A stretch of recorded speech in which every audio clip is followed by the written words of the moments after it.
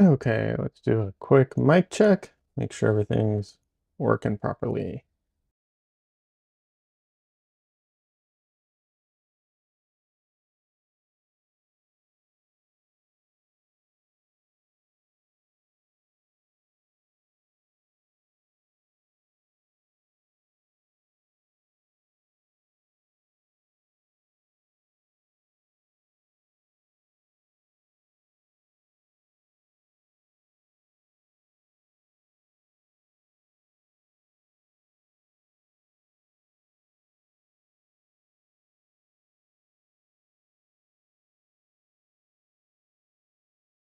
Okay. Oh, wait, forgot to turn off the sound. Okay, looks like everything's working, right? Welcome, everybody. Hope everyone's having a great Sunday.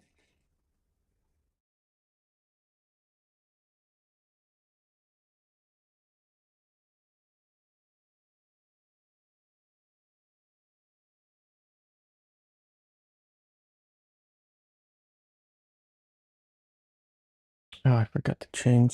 Sorry, one second. I need to change the title in Twitch.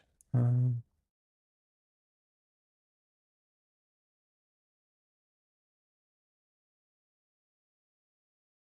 okay, there we go.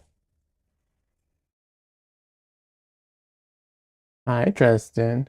I think we might start off today with our little cat visitor. Yay for cats. Hi, Dresden.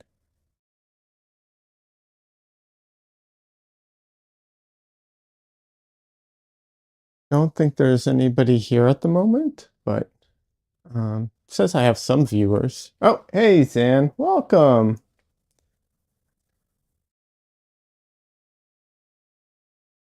Well, say hello to my little boy. Oh, the floofster. Hi, Dresden. Hi, Dresden.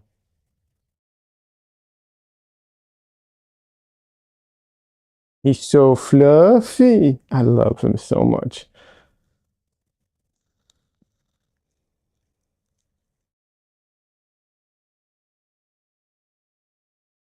How you doing, Zan? Good to see you.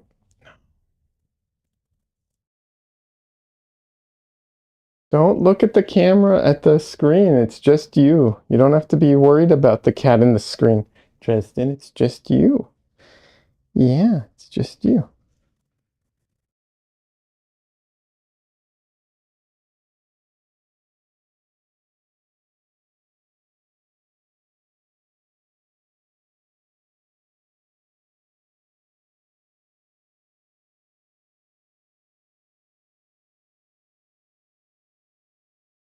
Okay, Floofy. I'm gonna put you down. You can have my chair.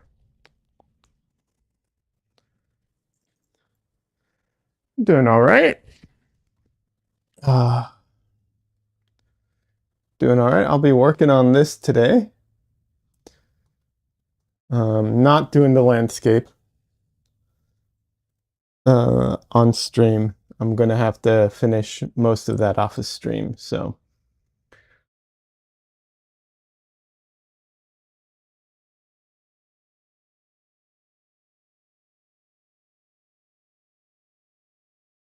um,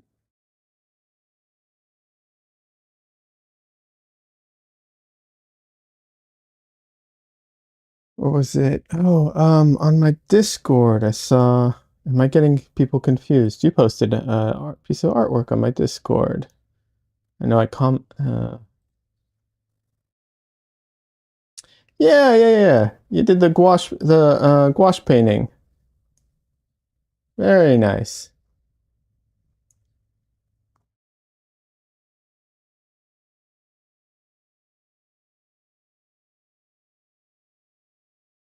I think you did a really good job with that one.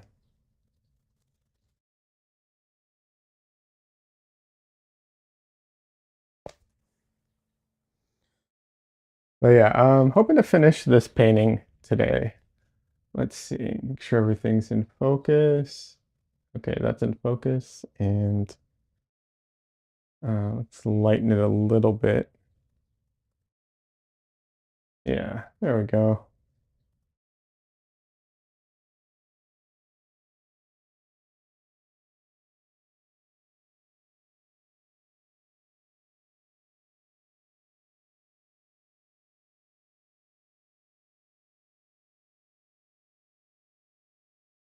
Yeah, you did a little portrait. It was like you said it was 5x5 portrait and gouache.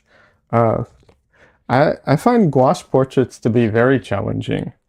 Gouache is a great medium, but it definitely lends itself more towards certain things than other things, as all mediums do. They, have a tendency. Gouache can be great for portraits as well, but the problem is it's not good at like smooth, soft transitions or anything like that.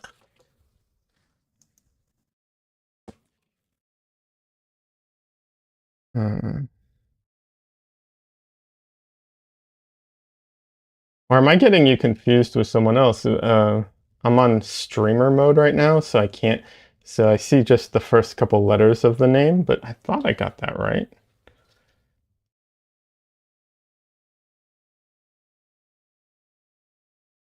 I just realized I need one more clip. One more of the grippy clip thingies. Um,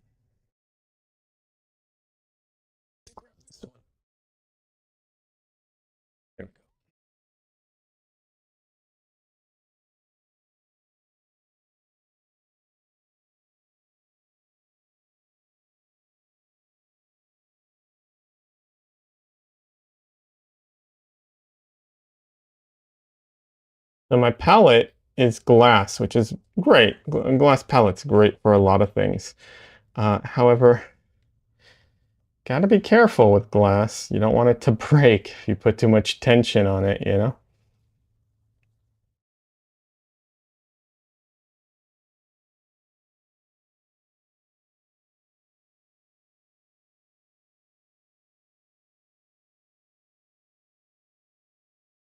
Today you're working on a master's study? Nice. Okay. Oh, wait, I missed something. Yeah, handling soft blends on any scale is hard. Yeah, it was your gouache painting. Yeah.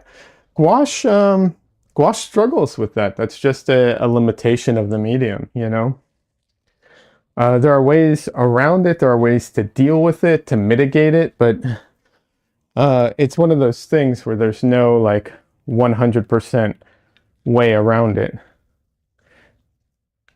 You love a glass palette? Yeah, glass palettes are great. And for the record, anyone who wants a glass palette, just so you know, you can get, uh, if you're in America, I should say, like, I got my glass palette from Home Depot. I just bought a piece of glass for literally like $5, $6.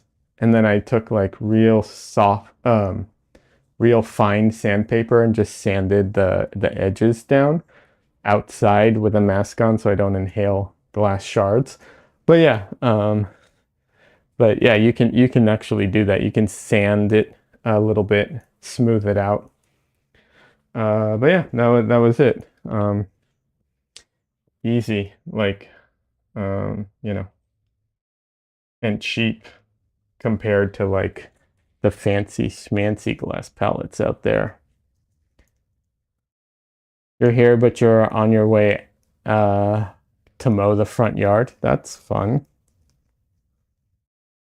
Have fun mowing the front yard. Sorry you have to do that. I hate mowing the lawn.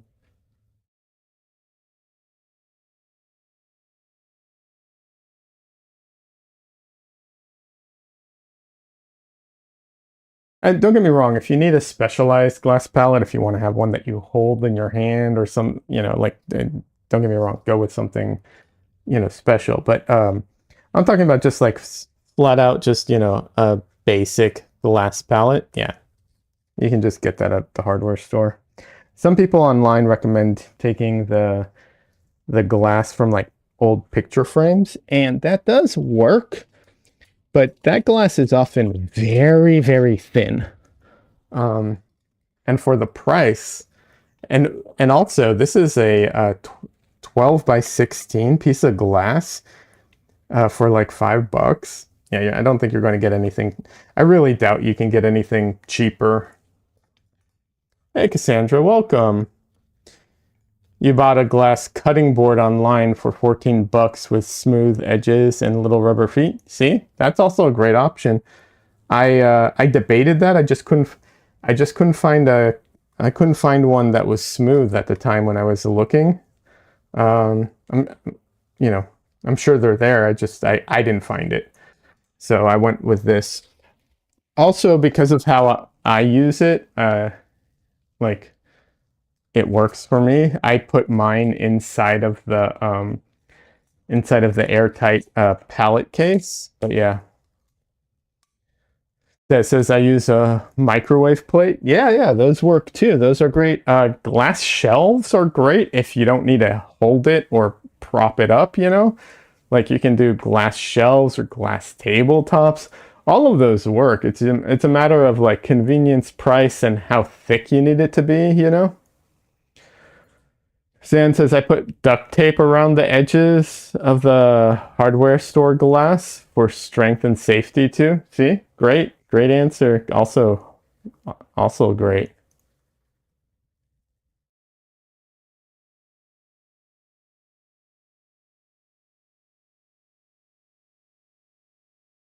You can't be trusted with power tools to sand. You don't need power tools. Literally just sandpaper, like a fine grit sandpaper, and just a little bit of with your hand, holding it in your hand. That's all it took. It was the most like minor activity in the world.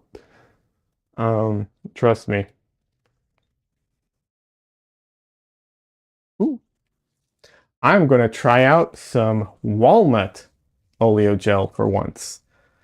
I have regular oleo gel. I just finished a tube of it, and I have another tube of it, but I want to try out the walnut one, see how I like it.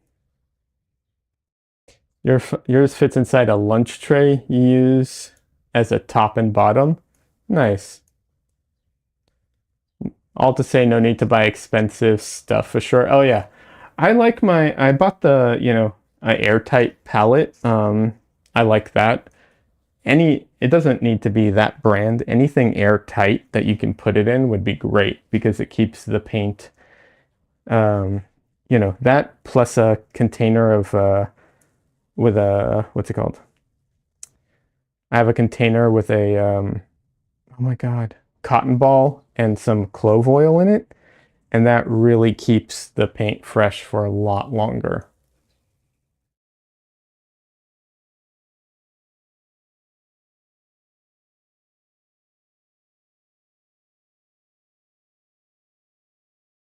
Hey, don't. The oleo gel is dripping. Don't do that. I don't like that. Stop it.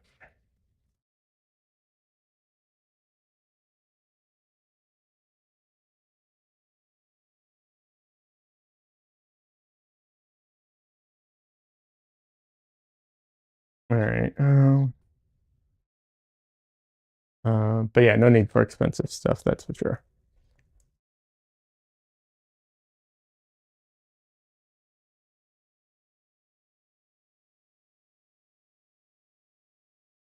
So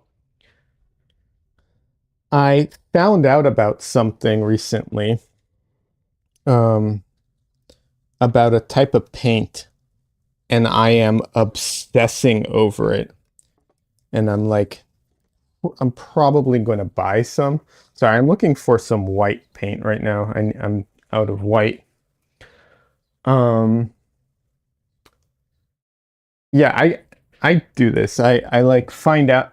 I obsess over things. But I found out about a new type of paint, and I'm like obsessing over it. So I'll probably end up buying some to try out. Unless someone here has tried it and it's like, oh yeah, no, you definitely shouldn't even bother. But so while I'm looking for my white paint, which I cannot find, you I mean, okay, I have that white, but I don't want to use that white paint. Am I down to a single tube of white, of titanium white? Can that? Huh? Hey, camera, I'm over here. Thanks, appreciate it. Um, Damn, I need to buy more paint sooner than I thought. Huh? Okay. There's. Yeah, I guess I am. Oh wow. Okay. Alrighty then. Anyways. So there's iridescent paint, which, you know, I'm assuming everyone is familiar with, like the shiny, like, you know, metallic kind of looking paint. But I just discovered that there's such a thing called it's not reflector paint, it's oh my god, I can't believe I'm blanking on the name. Not reflector, it is not disruptor. Um Not repeater. Oh my god, my brain is not functioning right now.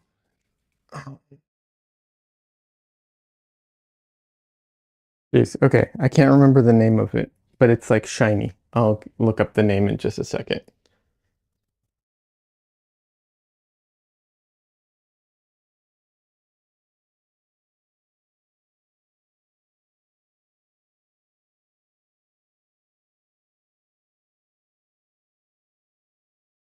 You tried, it's raining? Oh, well, that's a good reason not to mow the lawn, for sure. Absolutely. That's a great reason not to mow the lawn. All right, hold on. I have to find out what this paint is called. My brain is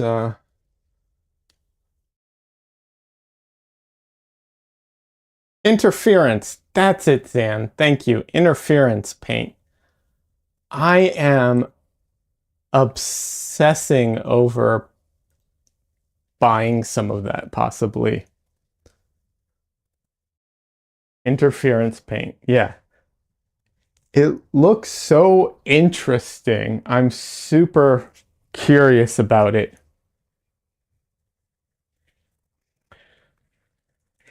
It might be BS. It might be totally like not useful, but I'm so curious about it.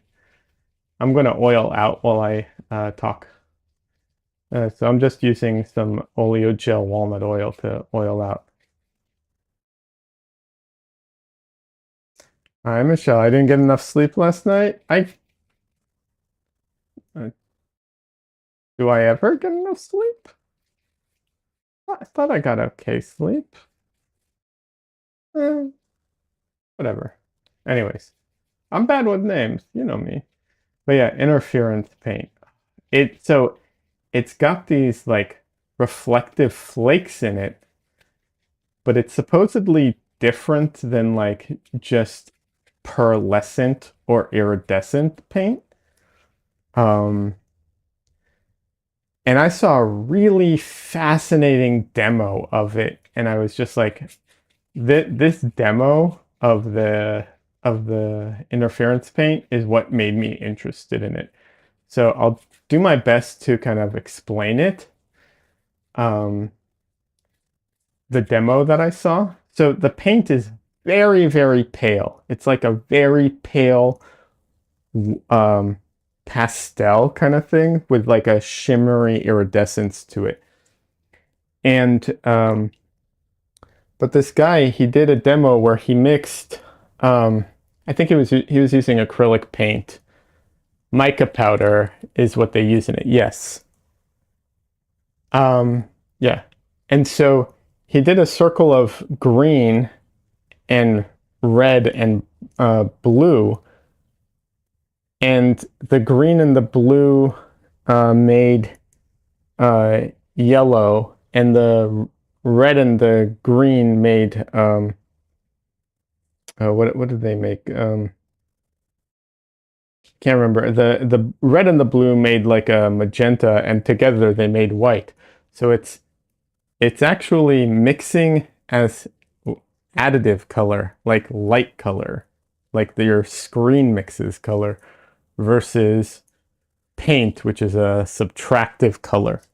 Now, it is very faint. It is not a, these are not saturated colors. These are like, it's, so, you know, how useful is that? I don't know, but I'm super interested in it.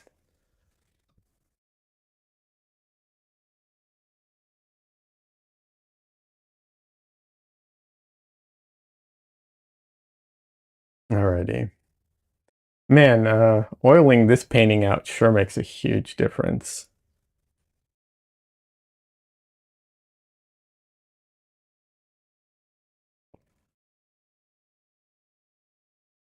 All right.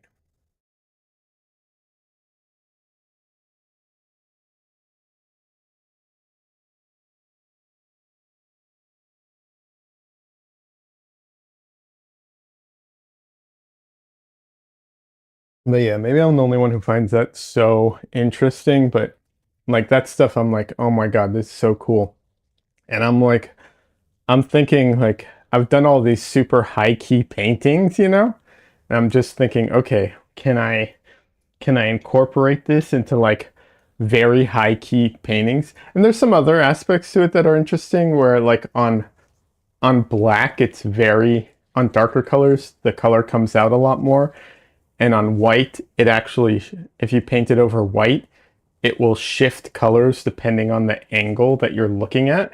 Um, yeah. So all like super interesting potential. Like I said, it's a little different than like regular, like, you know, just we'll call it just like regular reflective colors, you know, like um yeah, I don't know. So I'm really curious about it.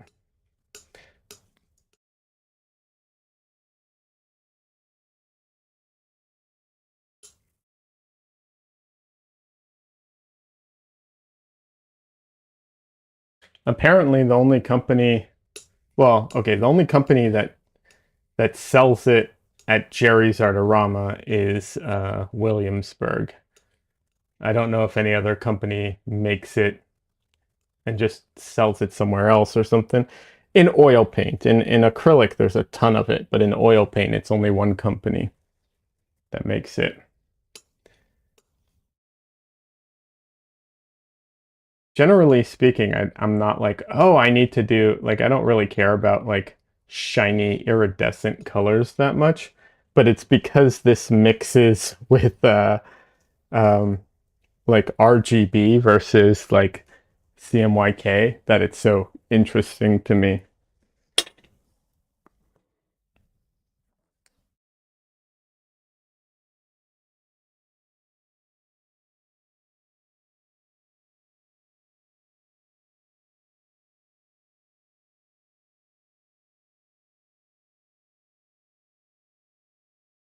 I know they also make it for watercolor paint, but I wonder, I don't know how well it works in watercolor.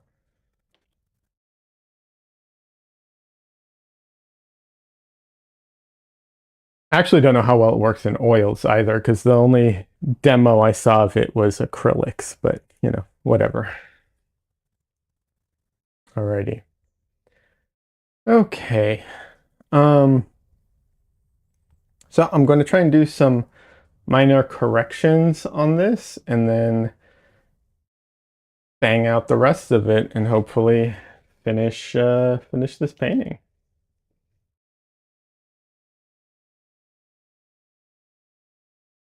Definitely get it and report back. I probably will. I probably will. Especially because I still have some of my gift card left from when I won the Jerry's thing. So I feel a little like I have a little bit of leniency, because I'm spending gift card money versus like cash, you know. Um, just a little. So yeah. All right.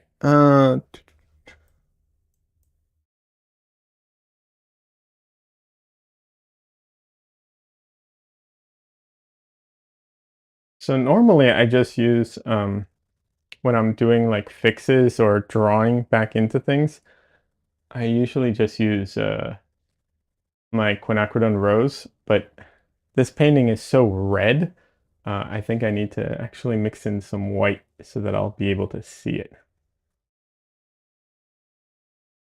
But I have to be careful because too much white in the darks will be a problem.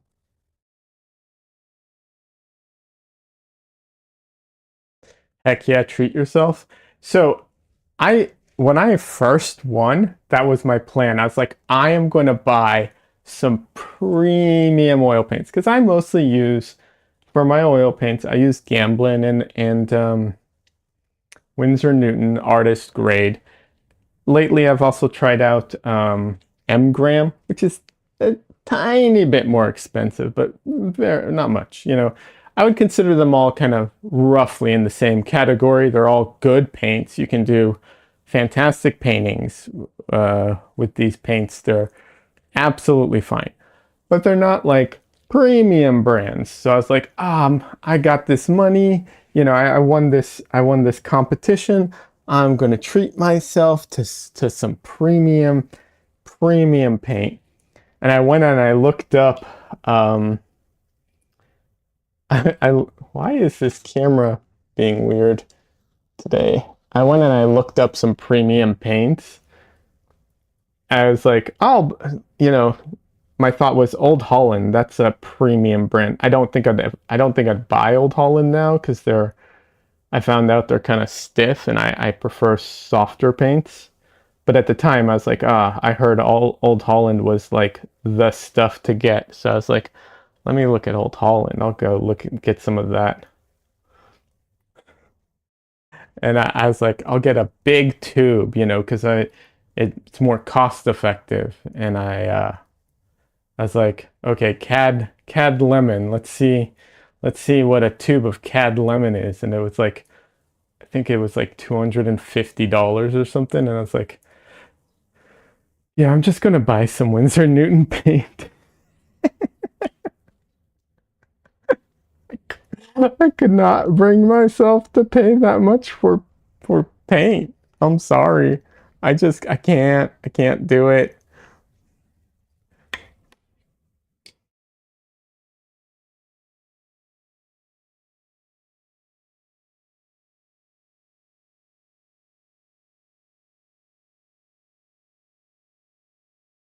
But this um the interference paint isn't that expensive. Not even close. So uh I looked it up. I mean, I wouldn't go as far as saying it's cheap, but it's not that expensive.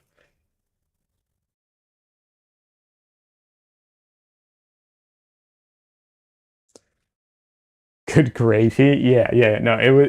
I looked up Old Holland and I was just like, oh my God, I cannot bring myself to spend this much money on a tube of paint when like the Winsor Newton equivalent was like $50.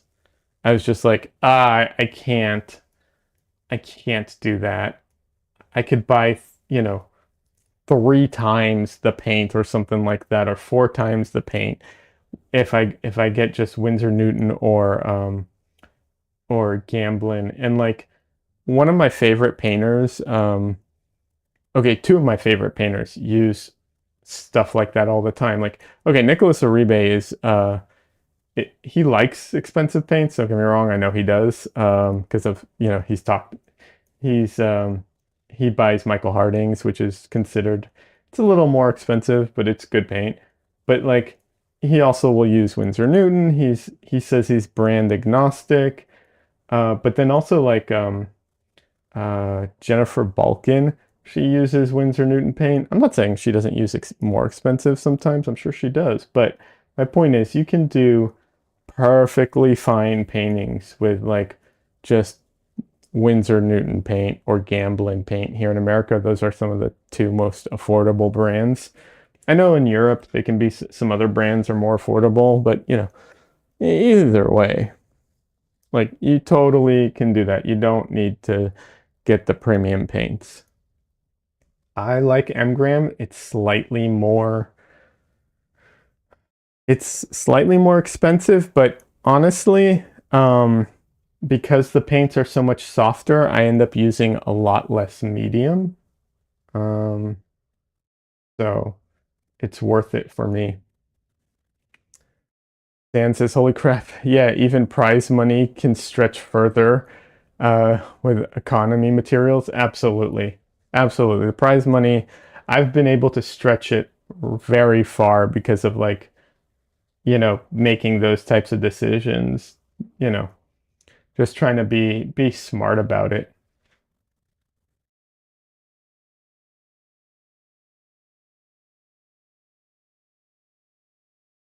But yeah, also Mgram for specifically, there's one color, which is the what's it called? Um, supposedly the oh my God, the Mars Black. Supposedly their Mars Black is the best. Well, I don't know if the best, but it's the smoothest and like nicest and shiniest. Supposedly, I can't test this, but uh, I've read other reviews about Mars Black from other companies, and they basically complain about it being grainy and dries very matte. So I've not had that experience with with my Mars Black. So yeah, but like I said, Mgram is not that expensive in comparison. Like it's, you know, I'm sure there are cheaper, but it's not, you know, it's not crazy.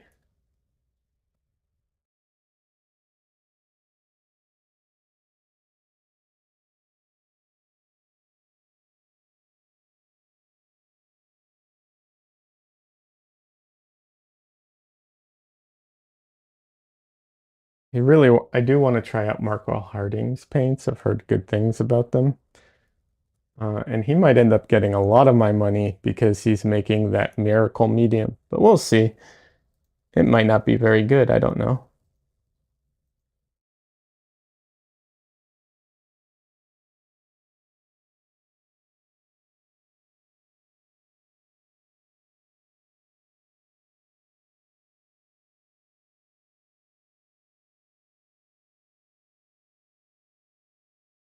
Oh, I guess I can talk about this. I was looking into this. I found a local plastic or sign manufacturer, and I reached out to them because I'm curious about plastic, painting on plastic, on ABS specifically. But I also inquired about ACM panels, which are the aluminum composite panels. And he quoted me for, I think it was under $80 pre-tax, under $80 for 4 foot by 8 foot, 3 millimeter ACM panel with like two cuts all the way through on the house kind of thing. So just to let you know, if you're in America, or I don't know about Canada, maybe Canada too, and you want to paint on ACM panels, that is the most economic way. Um, it is not, you do have to prep the surface before you paint on it. And 3 millimeters is not a good size for and width for large panels. As long as you keep it around the 30 by 30 and smaller, you should be good to go.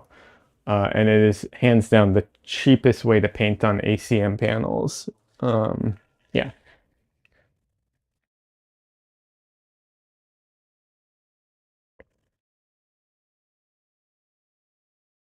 Cassandra says it's a miracle. Of course it will be great. I mean, we'll see. The name is, you know, is something. But if if this medium really is as good as he, is claiming, it will make a huge difference to a ton of oil painters.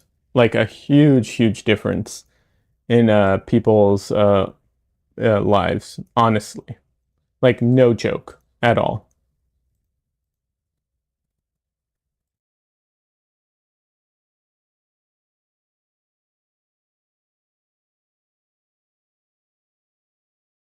So it's supposed to be um,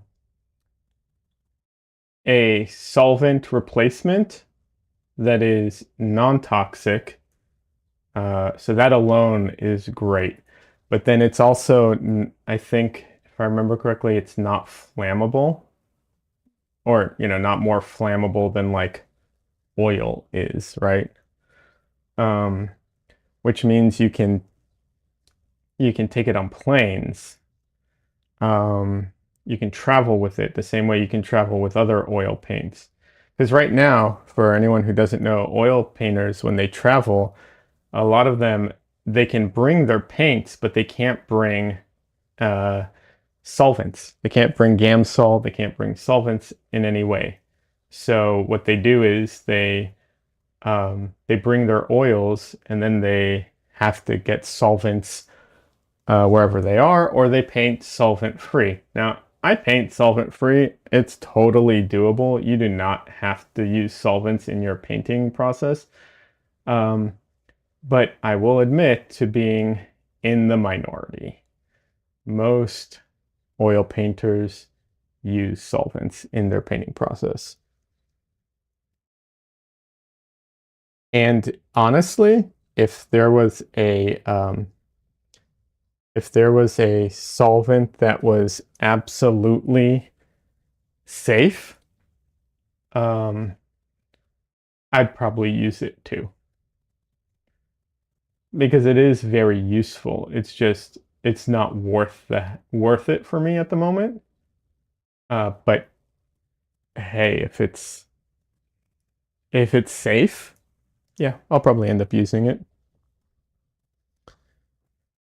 If I can afford it, which is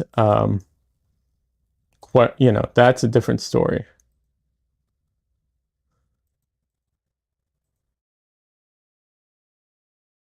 That may not be, like, I may not be able to afford it because who knows how much he's going to want to charge for it. It's going to be what's it called? Uh, you know, a proprietary thing that only he has. So, you know, there is that. And of course, he's hyping it up. It's his stuff. But,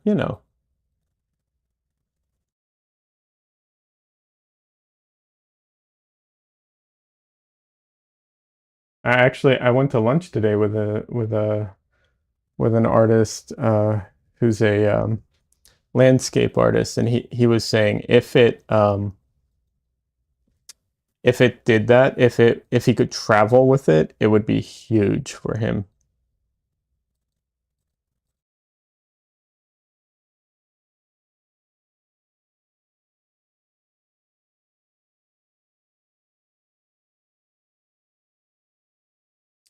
So, worth keeping an open mind on, I suppose.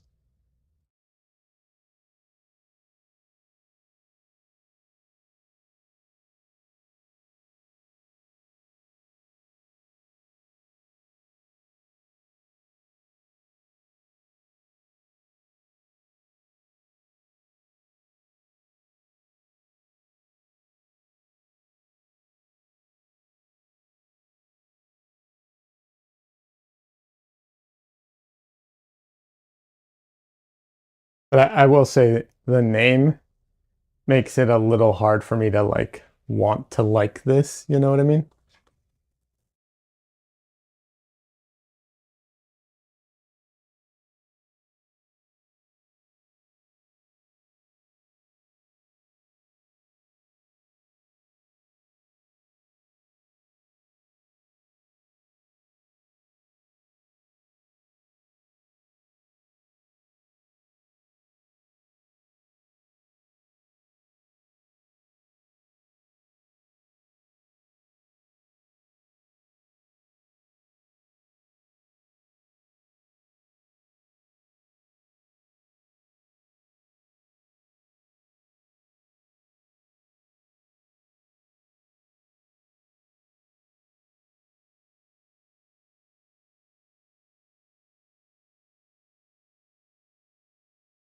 There's a few other colors I'm curious about possibly buying that are out of my normal palette. I'm just so worried that I'm going to buy all this paint and then never use it. Not the interference colors. I'm not worried about those ones. Those are the type of paints that I would buy and use occasionally anyways for like quote unquote special effects. So, that's fine.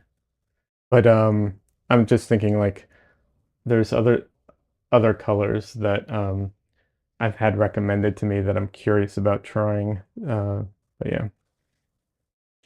Yeah, with a name like Miracle, you do kind of think snake oil, so much so. Yeah, absolutely. Absolutely. Snake oil for sure. That's exactly it.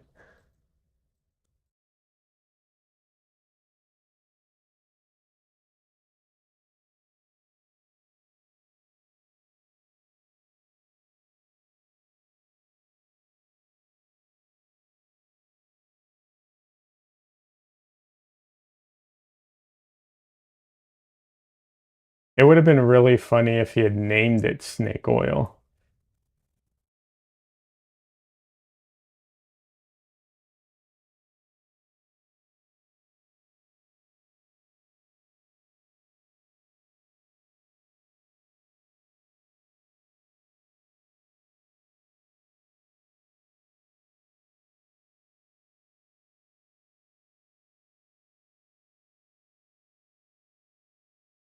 So, I don't know if anybody is familiar with Elden Ring, but Elden Ring video game, really cool game. You get a horse thing in it, and the horse's name is Torrent. Supposedly, the theory is that the reason they named the horse Torrent was so that it would be harder to illegally download because when you went to search for torrents, it would pull up stuff about the horse. I don't know if that's true. I think it's a funny conspiracy theory. Whether or not it is true, I think it's hilarious. And so, same kind of concept with the snake oil thing in my mind.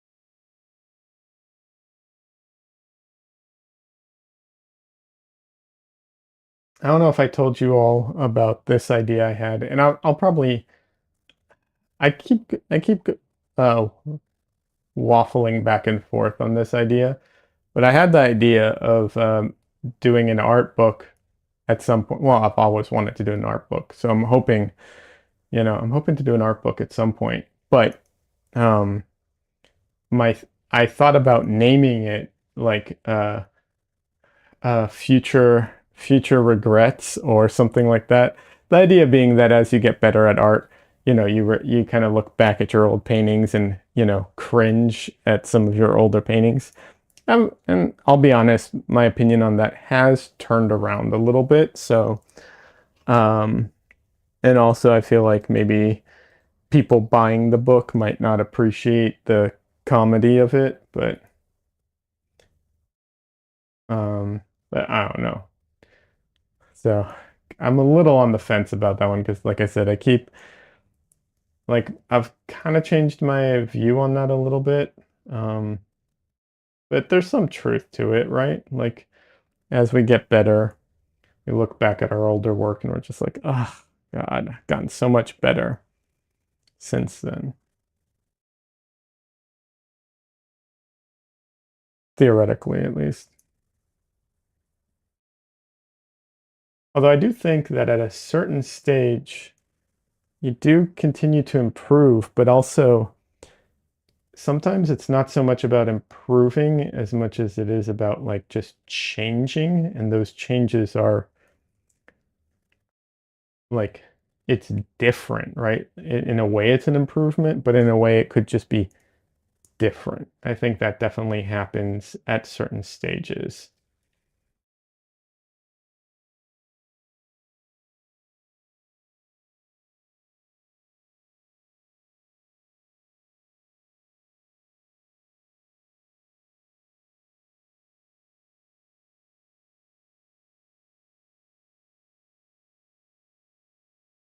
I really do need to do a video or a stream where I show you all my old work from art school.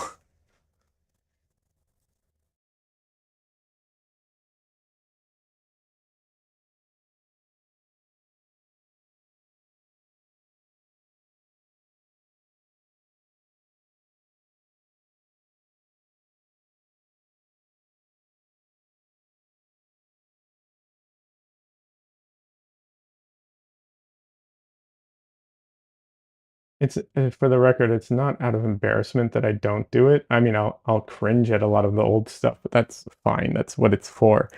It's mostly just like the hassle of doing it. But I will do it eventually.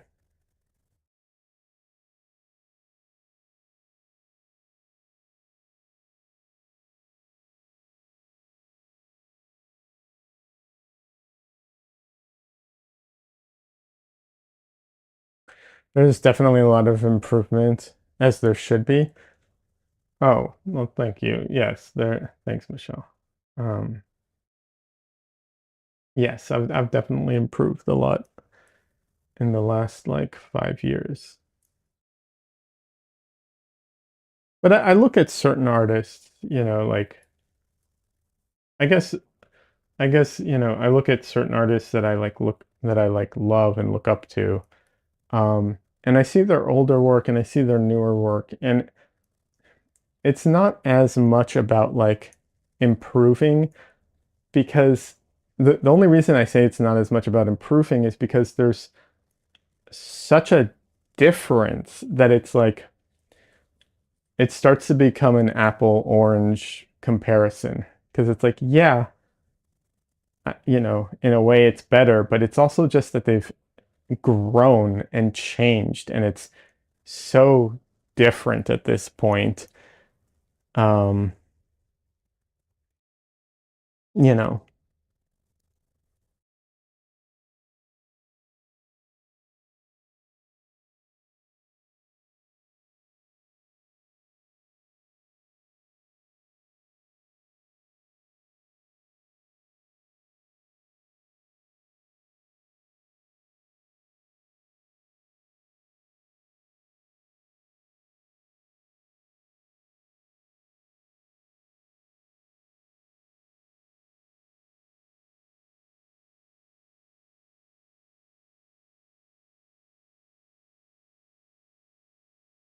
and it's an interesting thing. I was talking to a friend of mine recently um, about painting, and if you're in the more um, commercial side of art, and maybe commercial is not the right word.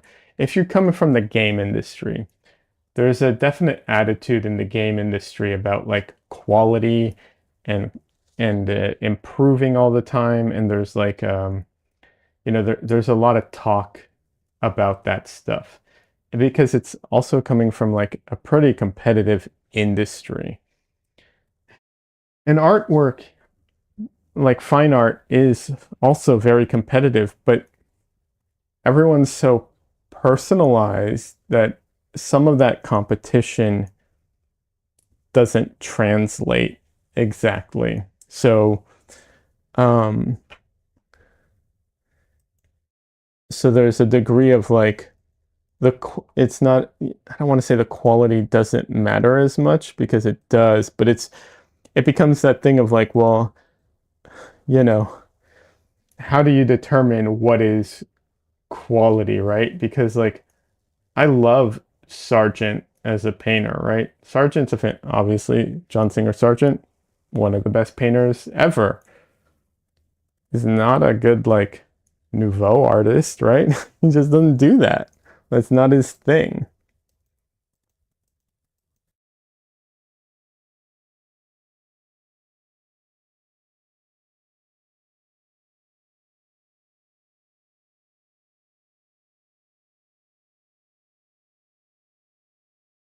So I think that's kind of the a little bit of the difference when it comes to like fine art stuff.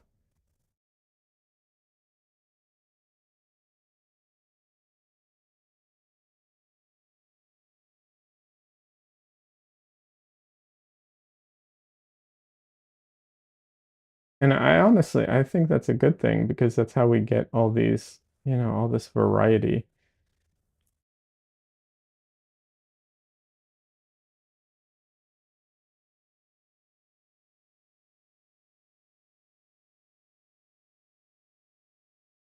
Sandra says heading out to a birthday party.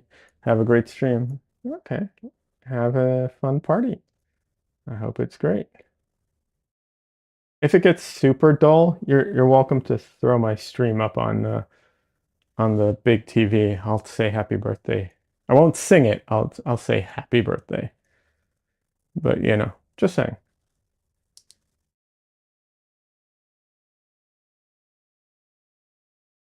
Only if it gets super boring, because I don't think I'm worthy entertainment otherwise for a birthday party.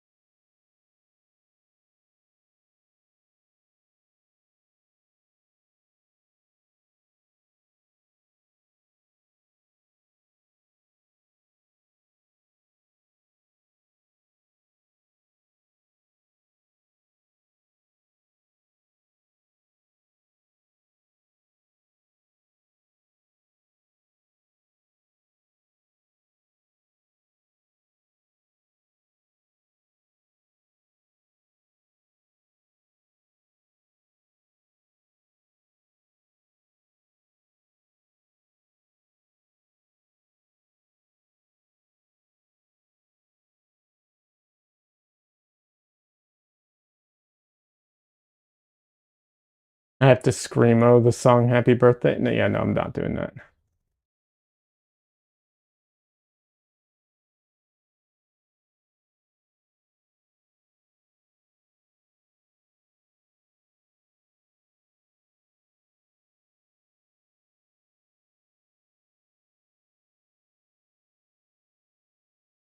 I also don't even think my microphone would work with that.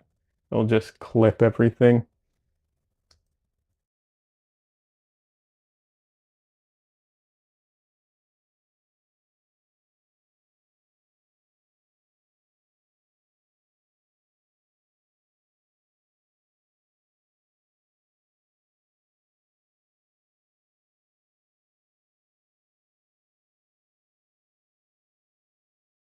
Theoretically, I have it set up so that if like I I know I always try and like mute my mic when I sneeze, but theoretically if I sneeze or cough or anything into the microphone, it's supposed to like there's limiter I have limiters set up on it, so it's supposed to dampen the extreme highs or loudness. So it shouldn't blow anyone's ears out theoretically. It might not be pleasant to hear, nothing I can do about that, but theoretically it shouldn't blow anyone's ears out.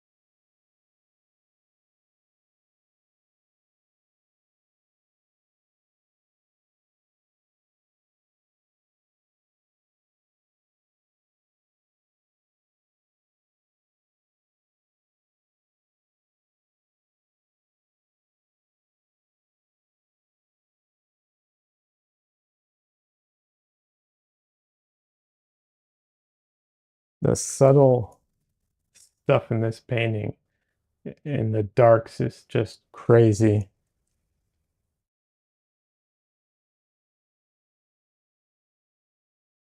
I actually have to use a layer of the reference photo that is lightened up so that I can see into some of the dark areas because of how dark it is.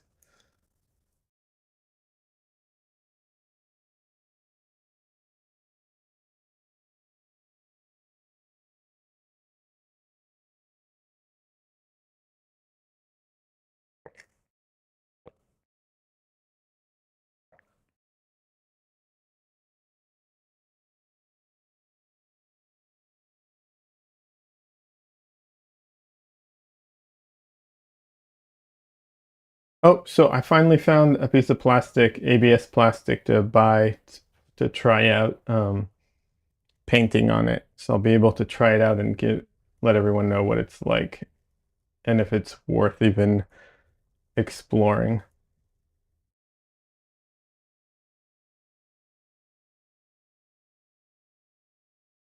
Okay, Zan, go get your coffee. That's super important.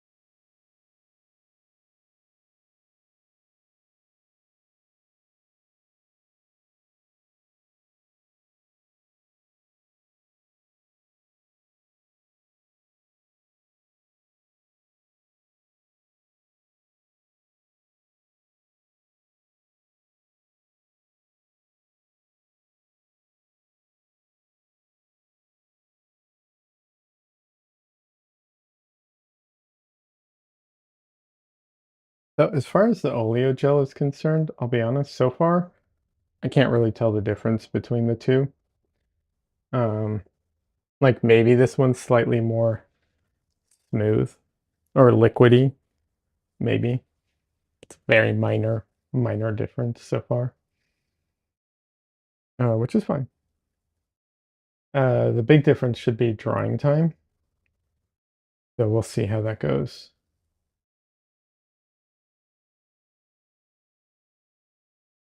I know a lot of oil painters try to get paintings to dry faster. Personally, I'm not one of them. I prefer my paintings to dry actually slower than they currently do. But, I'm also not working towards a show with a deadline or anything, so there is that.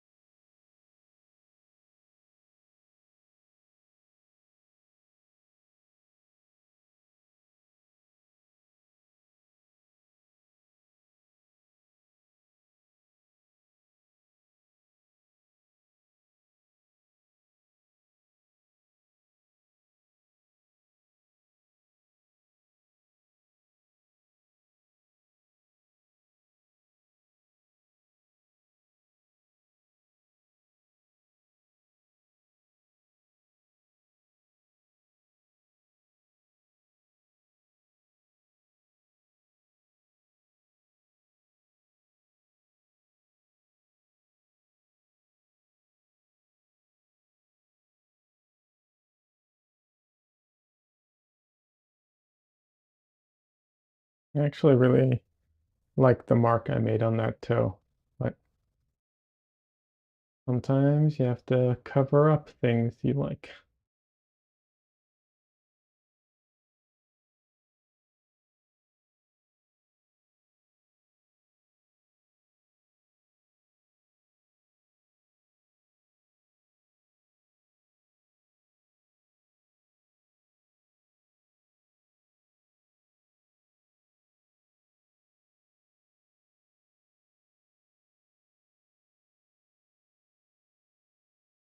Just realized I forgot to fix this part.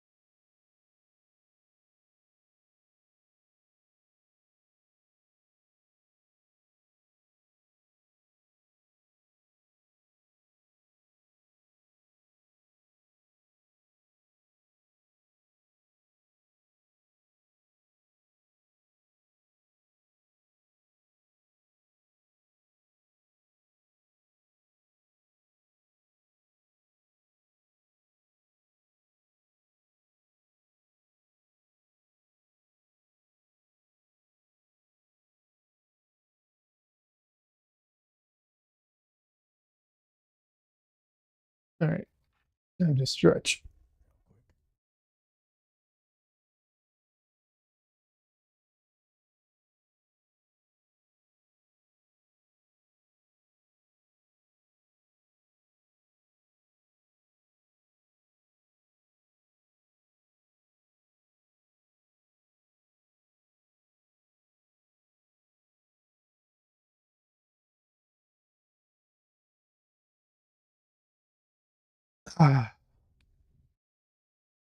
I'm really excited about using this panel over here. This shiny thing back here. Wait, yeah, right here.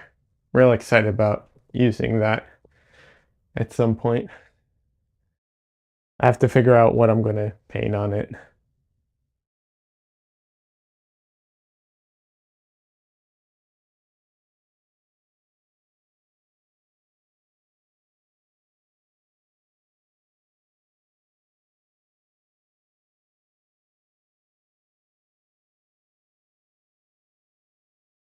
It's a copper panel that I bought.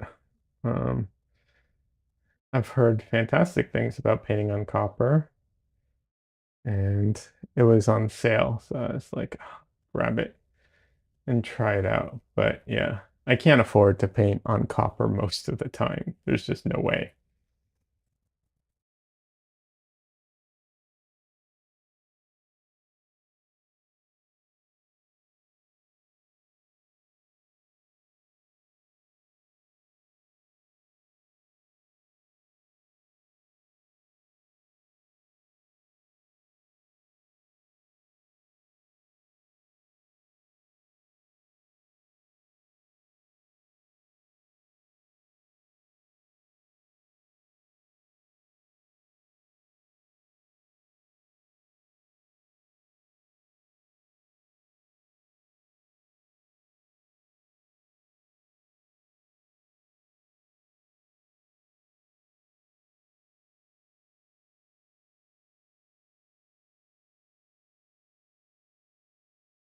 Apparently, you can't just paint on straight copper either. You need to, there's some kind of special way that you need to prep it before you paint directly on it. Um, some kind of chemical. You need to like wash it with that chemical before you paint on it. I don't know.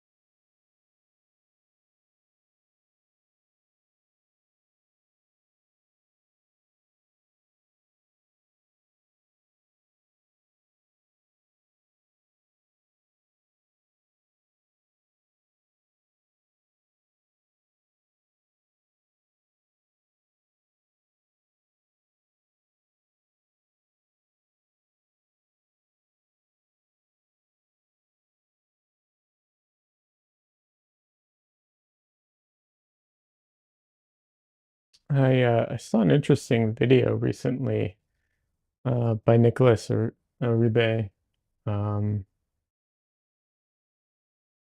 and he was talking about Goya's dog painting, which he is fascinated with, um, and it's interesting. But the conversation was about like the idea of like the intention of the artist versus the perception of the artist, and also what happens when uh, they try to do a restoration on a painting and it changes the meaning of it and so on.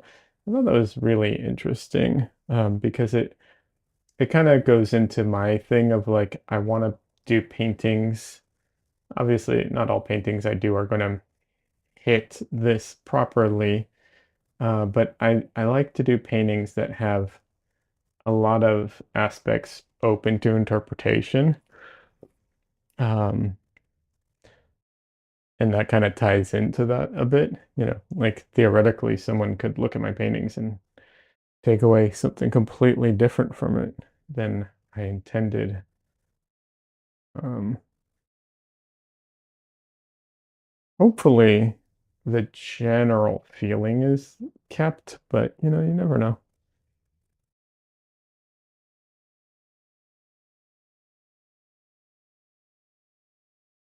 Uh, Good evening. Welcome. Wait. Uh, is it Rinsky? That the proper pronunciation?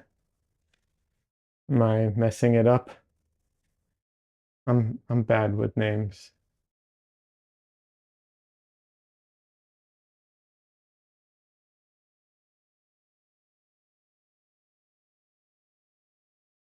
How are you doing today?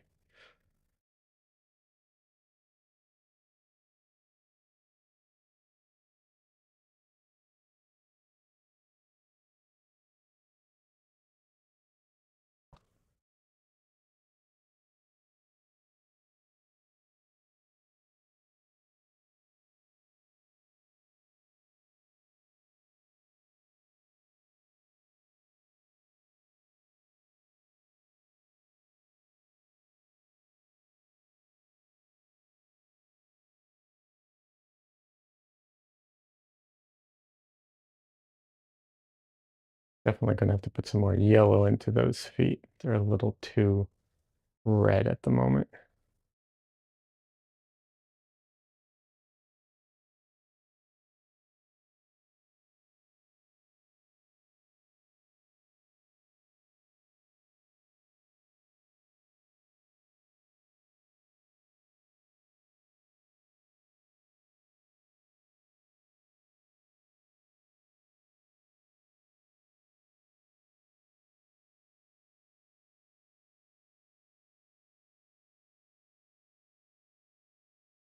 Almost emphasis is on the front, if I'm saying that right. Yeah, you are. So like Rin, like the emphasis would be on the Rin part. So Rinsky, something like that. I'm doing good. Yeah, just trying to make my way through this painting and finish it up, hopefully.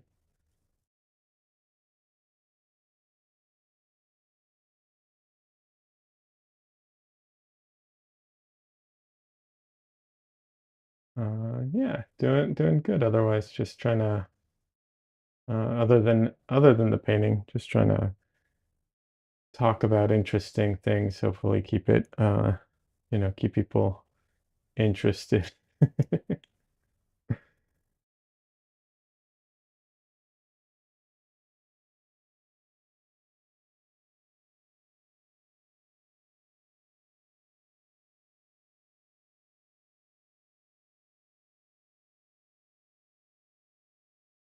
Zan says, that's better because you got coffee. All right, coffee. Yes, that is looking beautiful. Oh, thank you. I'm glad you think so.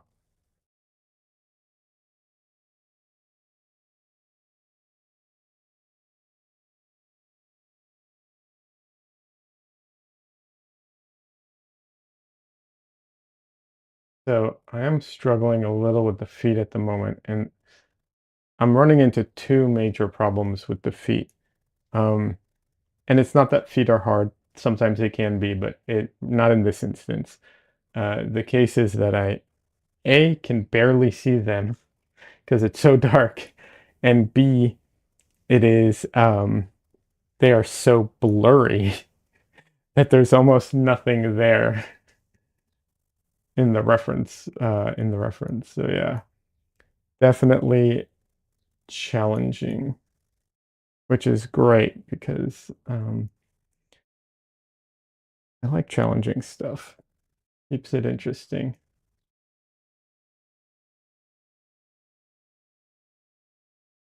How was your convention? Oh, it went really well. Thanks for asking.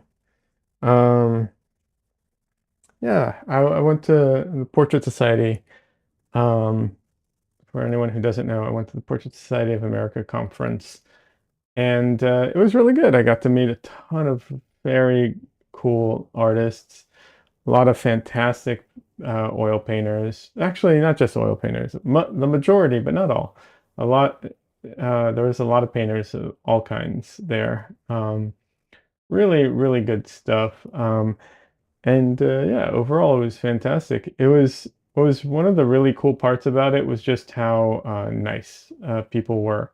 Like it was, I was able to really talk to people and make friends and like make connections. You know, which of course I was a bit, a bit nervous about because you never know how it's going to be. But yeah, super, super friendly, welcoming people, just fantastic.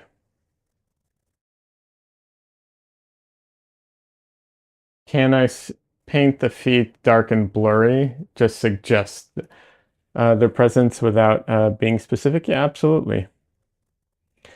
Oh, Michelle is reminding me to talk about my workshop. Yes, true. I am teaching a workshop in June. It starts June 22nd. Um, can I think I forgot to put a link directly to it, but there is a link to my website in the description, and it's the first thing on my website. It's a 4-week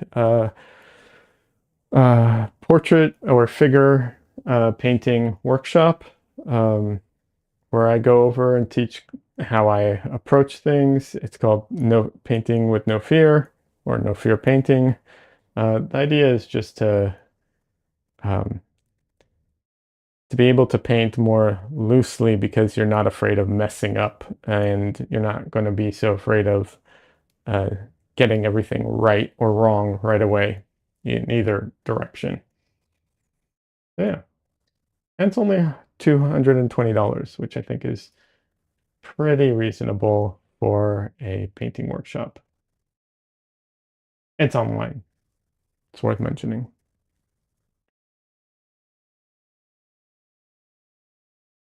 Thank you, Michelle. I appreciate you reminding me to talk about it. I forget.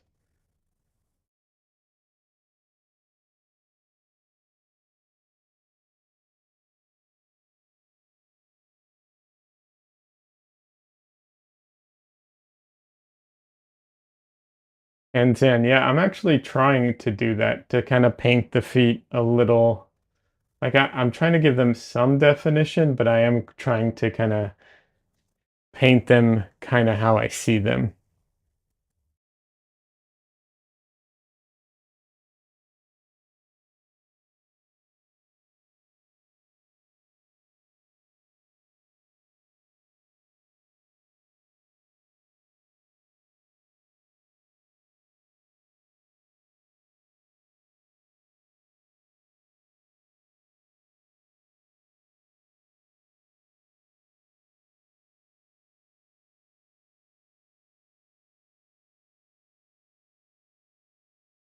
Kind of like how they are now. I'm probably going to go in and do a little more work on them, but yeah, they're starting to kind of have that feel to them.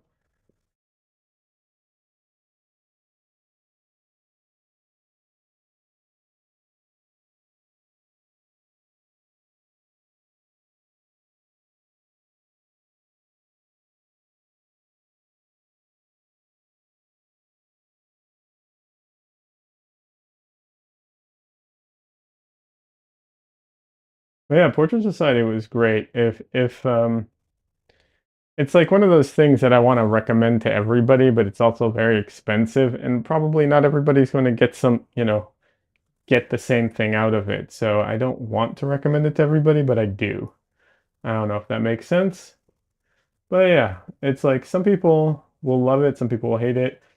It'll be a total waste of money for some people. You know, a lot of people went there and like they're not, my assumption is that a lot of the people who went there are not going to turn painting or drawing into a career necessarily. Um, but they love this stuff and it's a hobby that they can afford to, to pursue and so on. I mean, if they turn it into a career, fantastic. Um, but yeah, there's always going to be a ton of people trying to like that don't succeed in making it a career for whatever reason. Not even always about the quality of their work.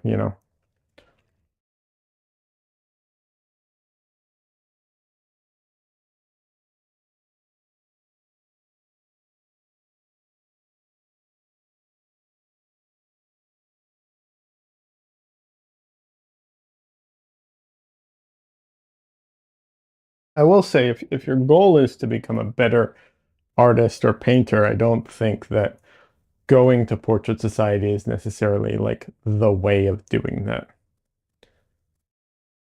You're much better off taking classes with and stuff like that.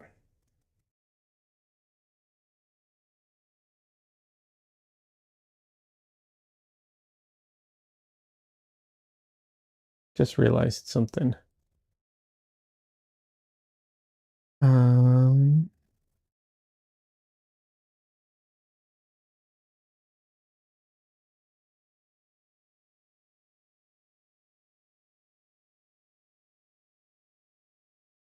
there we go. Michelle, I made you into a moderator, by the way.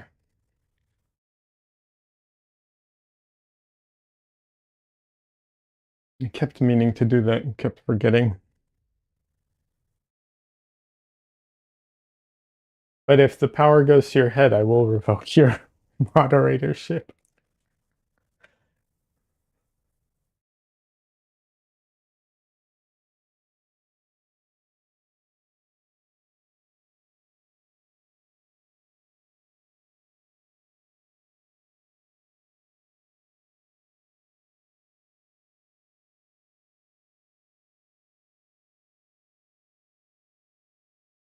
There was some other things I learned at the Portrait Society, which I found very interesting. There's definitely a lot of like a lot more conservative, um, like, and I don't even mean politically conservative. Just like there's a ton of people from Utah that are Mormons that do paintings for the Mormon Church, stuff like that. That like I never thought about even, stuff like that. Um, what else? There's also a lot of like, if you look at like old portrait paintings, like very traditional portrait paintings, there's definitely like a, old school portrait painting kind of look, right? And it is changing a bit, which I'm very happy about. But if you look at if you do look at like paintings of like people like politicians and stuff like that, like it's very clear, I think. And so there's a lot of painters like that go there as well. And I come more from like the comic book world, and to me, I associate like artists, that are in comic books and like I don't know, I associate it more with a more like I guess a style that pushes the envelope a bit more, that goes more into like all these areas that like society might think is maybe, not as common. We'll just put it that way. I don't know what the right word is for it. But yeah, like even to the degree where some people are like, I know that some people there aren't comfortable with like nudity in painting or in art, and I'm just like, what are you talking about? Like that, this has been around for forever, but you know, because it's nudity and it's something they're not comfortable with. They're not just not comfortable with it, which is, you know, different, not just very different from what I'm like used to. I've never met a comic book artist that was uncomfortable. Sure, they exist, but I have never met one that was like, oh no, I can't look at reference references or drawings with nudity. I've never met that comic book artist before. I'm sure it exists. I've never met that artist before. uh,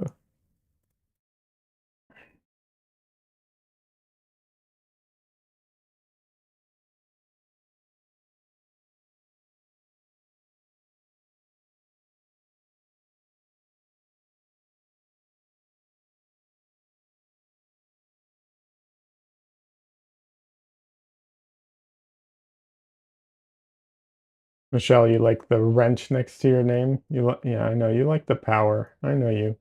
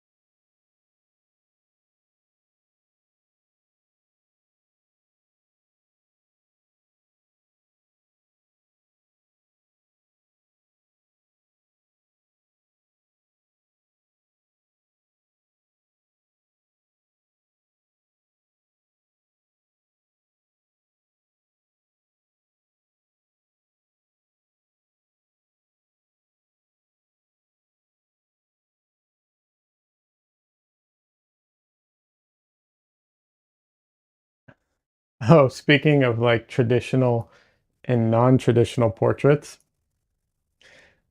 of course, there's the King Charles portrait that recently was, know, um, unveiled, and then there's the uh, Princess, what's her name, portrait, which is, oh my God, that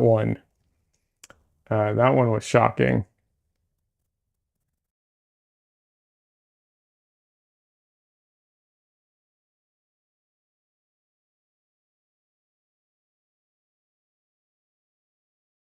The Kate one, yeah, yeah, yeah, the Kate one. That one, like say what you will about the King Charles one. I personally like I don't know that I'd say that I like it, but I like that they did it because I like that they pushed the style. So more than anything, I like that they pushed the style. But the Kate um portrait I'm confused about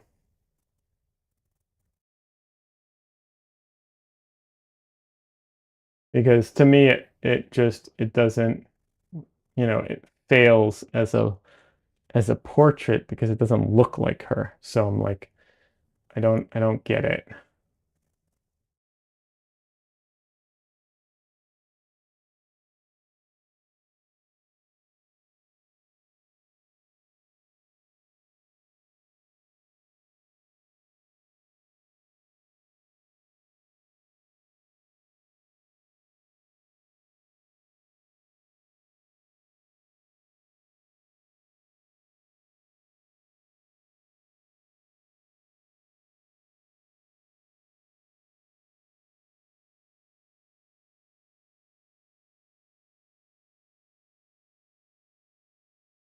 And from what I understand, it seems like the artist honestly just does not care that much about getting the likeness. It seems like that's not her goal entirely, which, if that's true, just means that, like, that's fine. You don't have to do portraits, but that just means she was really not the right artist for the job more than anything, right?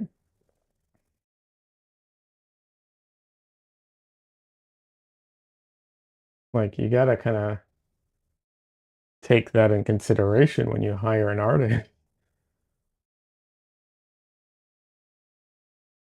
That says it's almost disrespectful because she's going through so much right now. A mother with cancer, you'd think it would be full emotional and sentimental, but the figure is stiff and like they have no reference.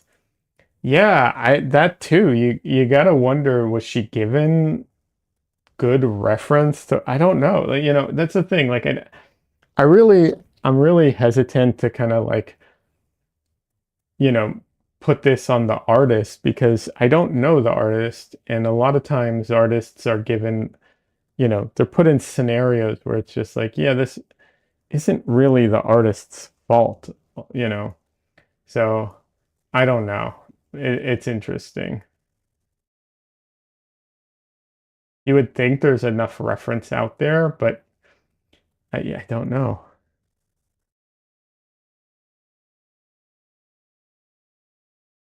Like I said, I saw an interview, or I read an interview with her where she says like she works very fast, which is already a bad sign for a portrait artist because like of this magnitude, they generally speed is not the most important part. And then she also said that she tries to paint the person who they really are, and she's not like concerned about the likeness, which whatever, I'm not gonna, artists are gonna have their process and their like the things that they care about, but like maybe she's just not the right artist for this. I don't know.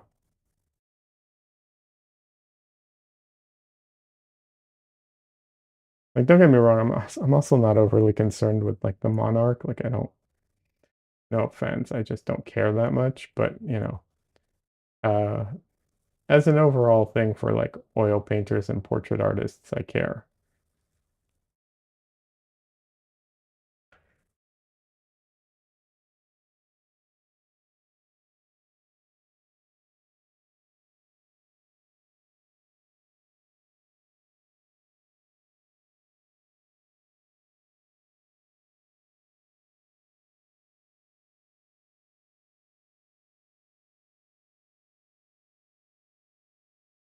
There's no depth in the figure. You're right. There is no depth in the figure.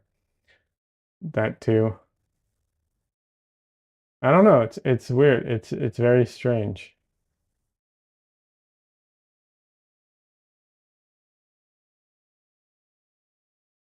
Once again, though, I'm really hesitant to like blame the artist for it. To give an example, I have a friend who did a what's it called?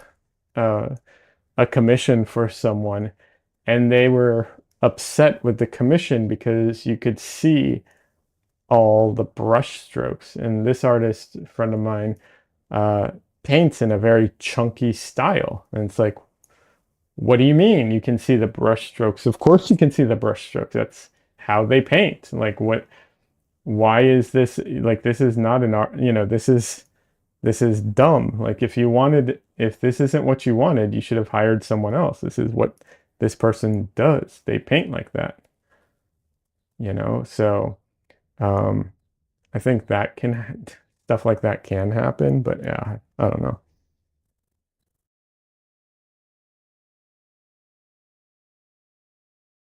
It looks like an old portrait of Elizabeth when she was young and she stuck Kate's head on it. I don't know. I'm not that into the monarchy that I can yeah, I don't know.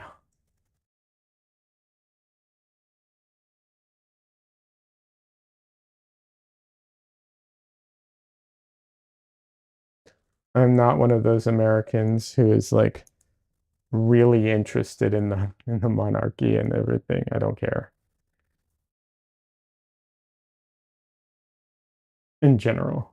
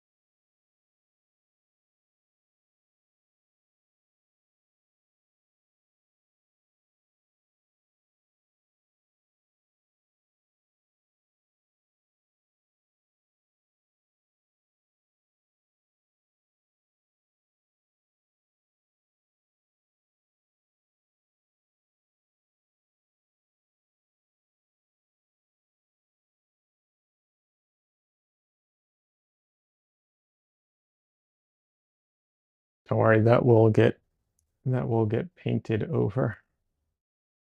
That is not staying that color.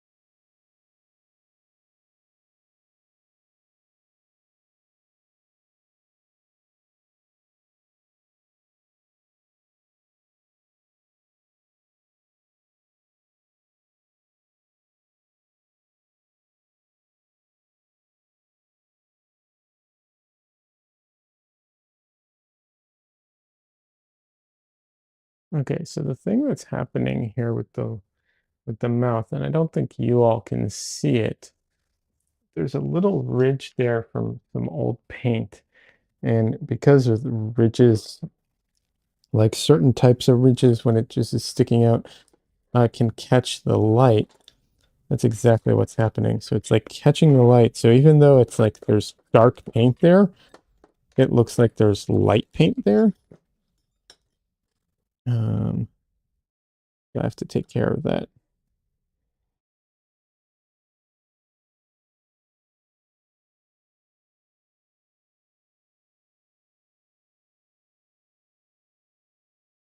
One of the ways is with a sharp palette knife.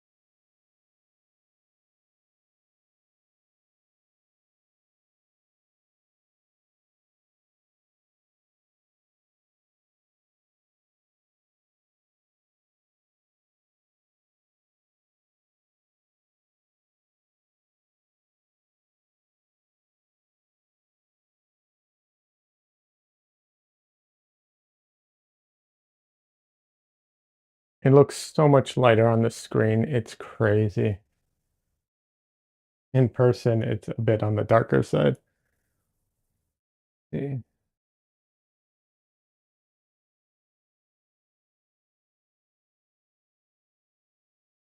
I don't know if that's going to make a huge difference. But yeah, the camera's definitely boosting up some of it.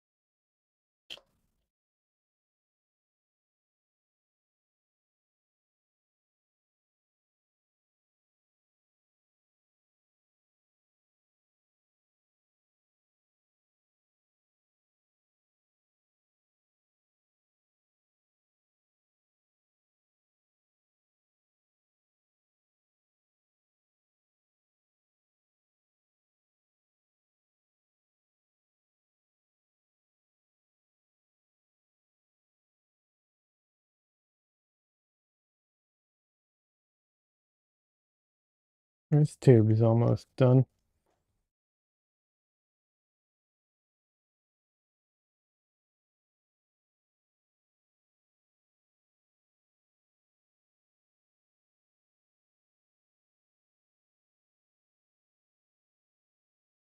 I'm curious if anyone here would be interested in seeing me attempt a very like quote unquote traditional looking oil painting portrait, because I've been thinking about trying to do a sample or two of like super like traditional, portrait painting. Like, so, hey, what's up? Okay, all right. But yeah, I'm curious if people would be interested in it. It would definitely be a more like it's definitely not my normal style. I would definitely be trying to kind of make my, like study some uh other painters out there and try and make my stuff look more like that, like theirs. And for the record, what I'm talking about is like any of the old school, like presidential portraits or, supreme justices or senators, any of those types of portraits. Um, so very much not the like, not my style, not a ton of like, you know, easily what's it called? Viewable brushwork, no palette knifing, none of that stuff. Very smooth and clean stuff. Okay. Rinsky says they'd love to see me do that. So we got one person down for it.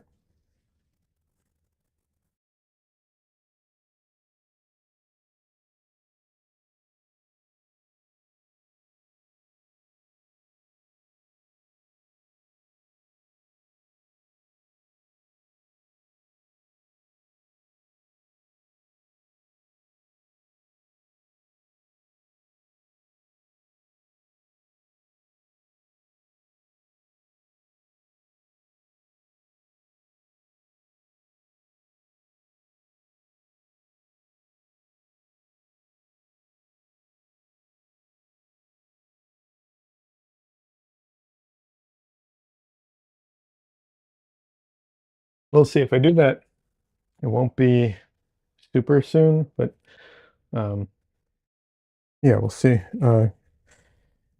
It's, I have no idea how long it would take to make one of those portraits.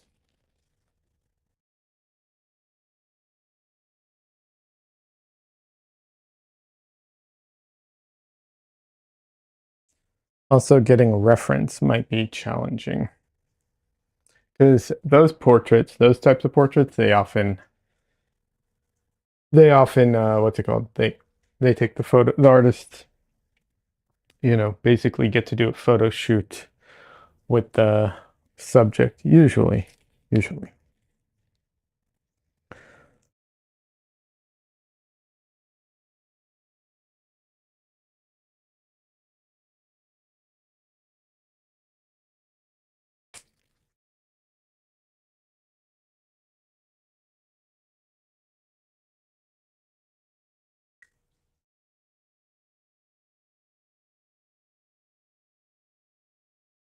I always have trouble with the first layer to start a portrait.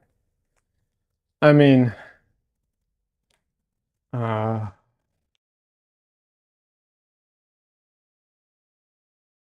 I'm definitely not going to be doing for the record, even if I do one of those, I'm not doing glazes. Like I'm not making it a glaze. Like I'm not doing um indirect painting in that way. Um, it would it would very much be like it would very much be like my normal painting, only less messy in the beginning and then a lot more just refining and like no palette knives, no rubber paint movers, none of that stuff. But it would be a lot more like refining, right? And making sure that all the marks are smooth and everything's, it'd be a lot of that. I'm not saying that that's a bad thing. I'm just saying that's what I assume it would be.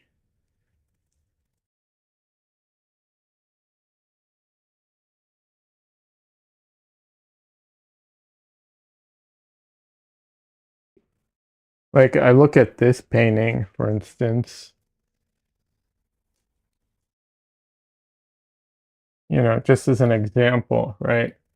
Like I look at this painting and I'm like, okay, so just, take minus the smoke, of course, but like take this and then just start like really rendering the hell out of it. That type of thing, I think.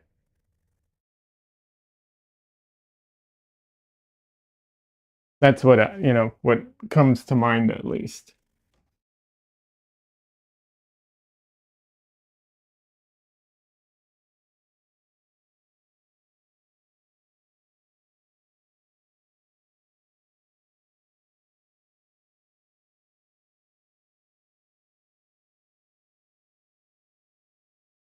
I'm gonna paint like Des now. Yeah, I mean Des paint. I'll be honest, Des. I think your paintings are more interesting than a lot of those paintings. But yeah,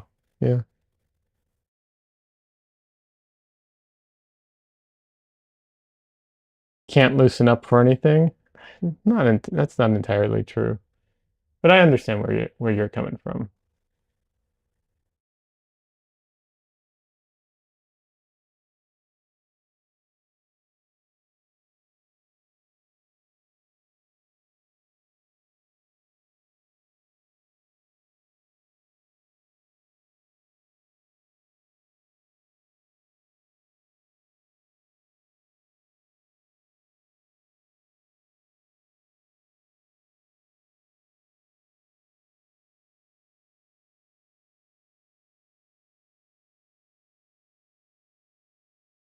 I think it's very funny how like so many artists are trying to be looser.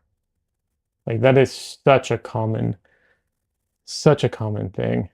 And yet, like a lot of these traditional portraits are all super tight.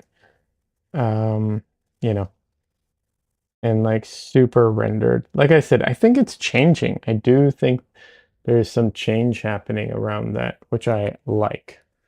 So maybe something like a Rembrandt portrait. No, no, not a Rembrandt portrait. This is very specific. This is very much the reason for this is to be able to take on commissions for uh people in public office, essentially. Like that type of thing. Like that's why I would do it. That is like the only reason I would do it. That says I need to put a big pot of strong tea and paint tonight. Nice. Go for it. But yeah, that's literally the only reason I would even do it. I have otherwise no interest in painting in that way.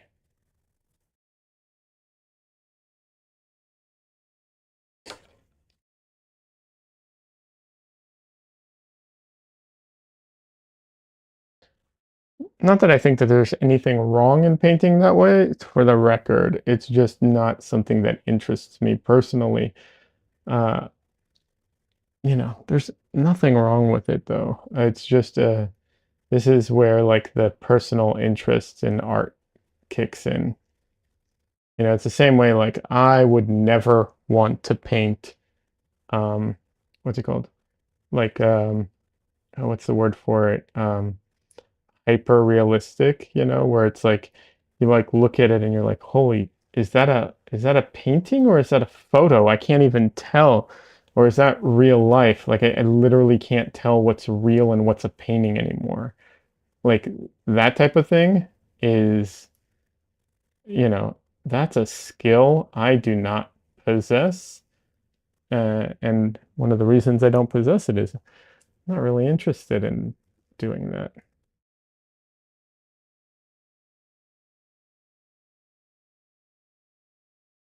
I don't know if I could. I've never tried. I've zero interest in it.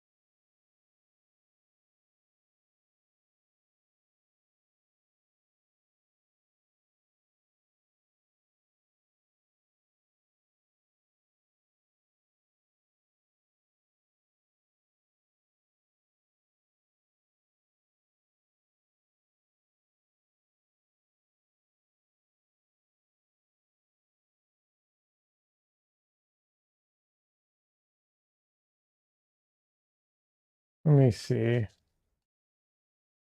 Take a quick break here. Let me see if I can find an example for you all so that it, um,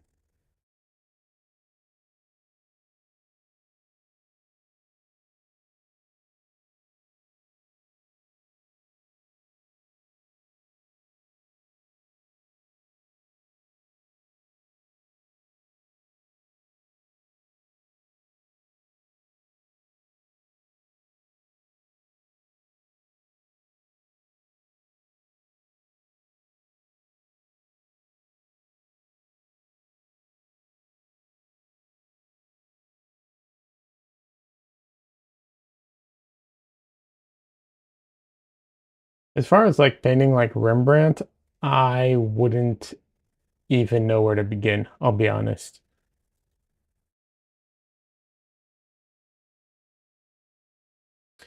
Do I paint from a photo you take? I paint from photos, some of which I take, some of which I find online. It just depends. All right, so here's a painting. I have no idea who painted this, but this is like an example. Um, I'm gonna share the link. I can't show it on screen right now because I don't have it set up for that. Uh, here are some like concepts. This isn't any kind of what's it called? Like I'm not discussing the quality of the painting or anything. I'm just trying to like give an idea of what it looks like.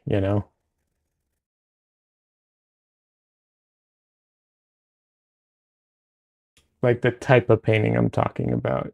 Not, like I said, this isn't any kind of thing about the quality or the artist or anything like that. These are like most of these are extremely well done, even if the style might not be my favorite.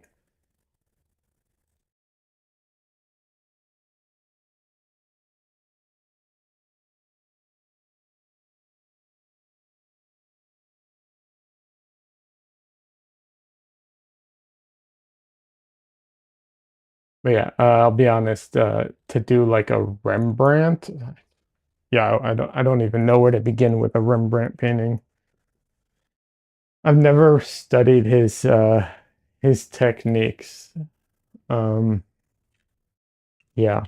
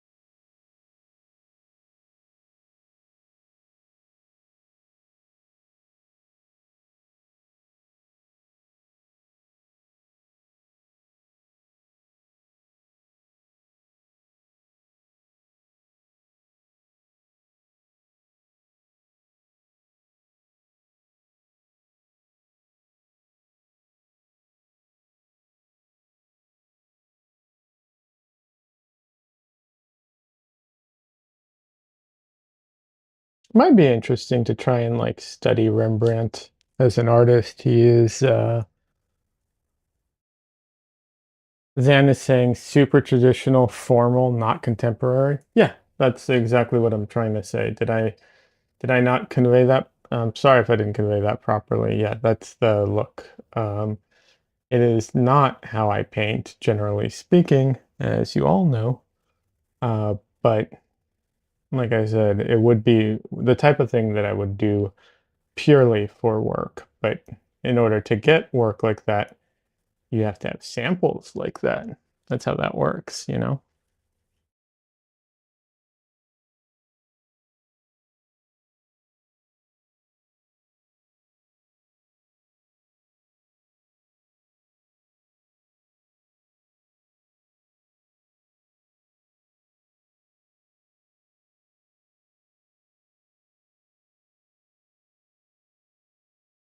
Like I said, it's not the most interesting style to me.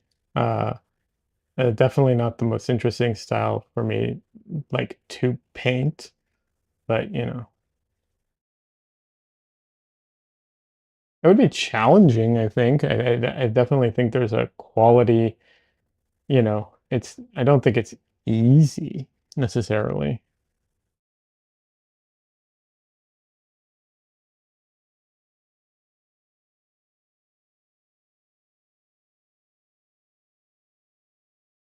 Yeah.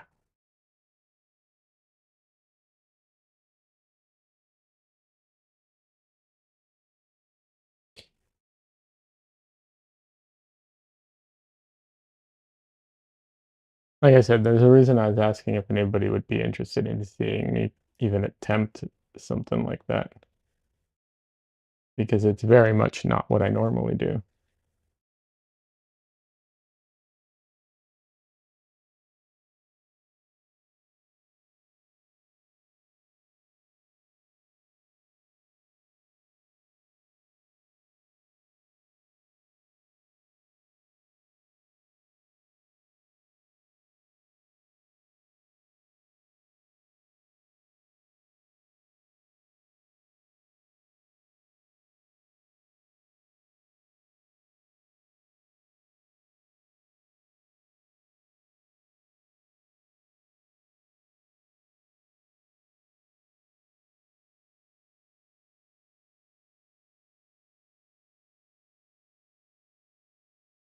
Zen would be interested. Okay.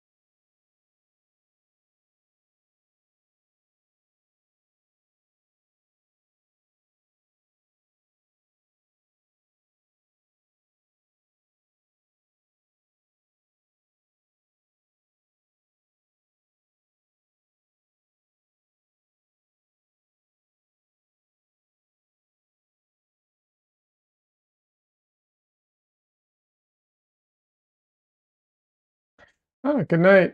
Oh, wait, thanks for the live stream. Have to go. I have an appointment pretty early tomorrow. Good night, everyone. Hey, good night. Have a good night. Good luck with your appointment. I hate appointments in the morning.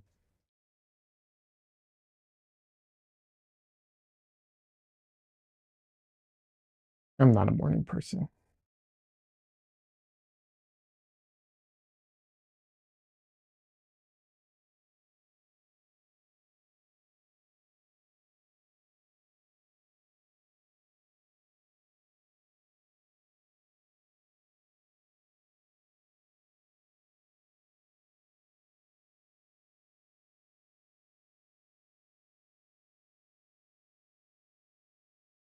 Well, that's a little bit of an understatement, if I'm being honest. Saying I'm not a morning person is like, I don't know. I'm an extreme not morning person.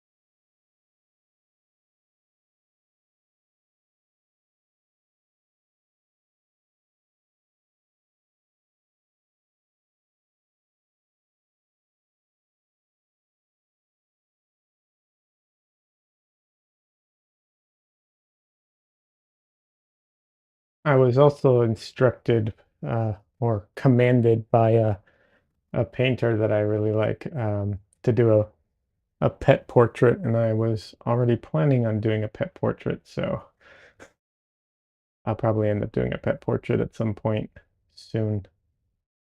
Um, yeah,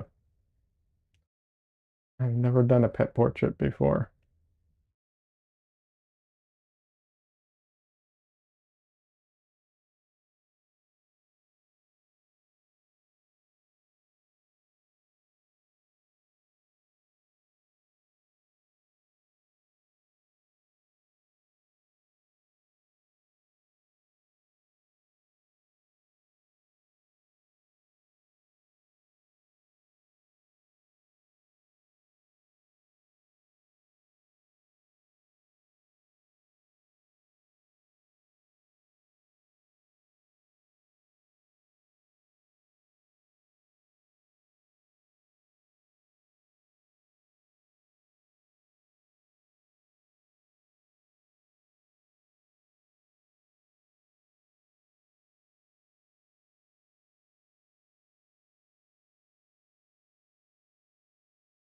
I'm trying to think if I've ever, like, I know I painted a dog once, twice, technically twice. But I mean, technically, one of them I would barely count.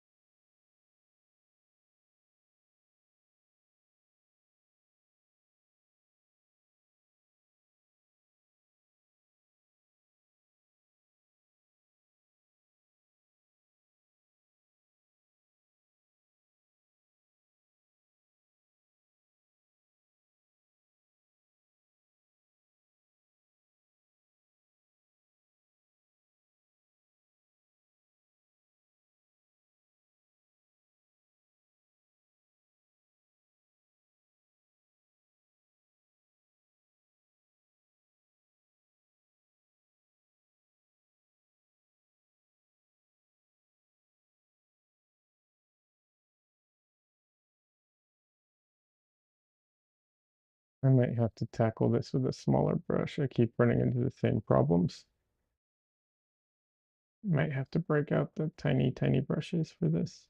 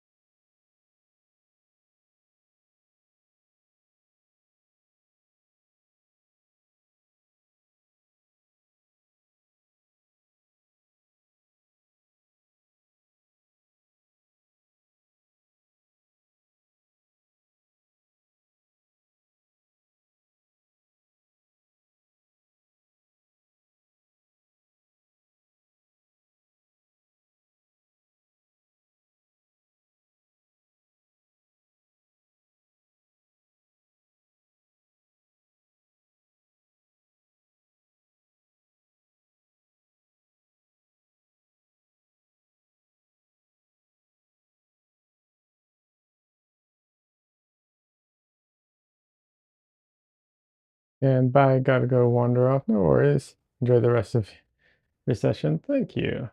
Have a good rest of your weekend.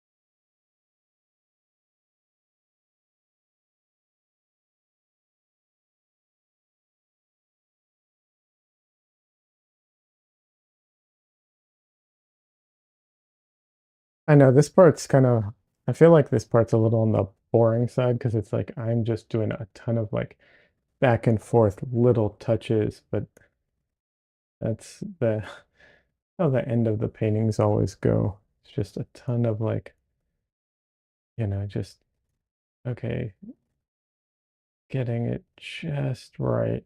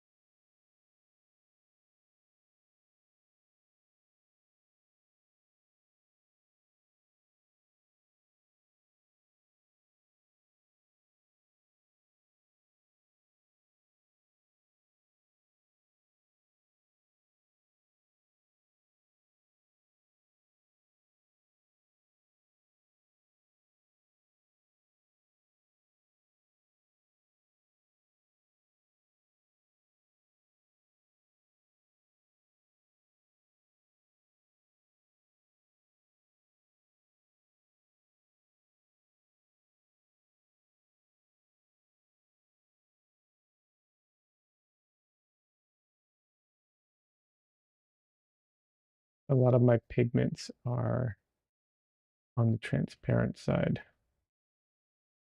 So sometimes you just have to add white to things to get it visible.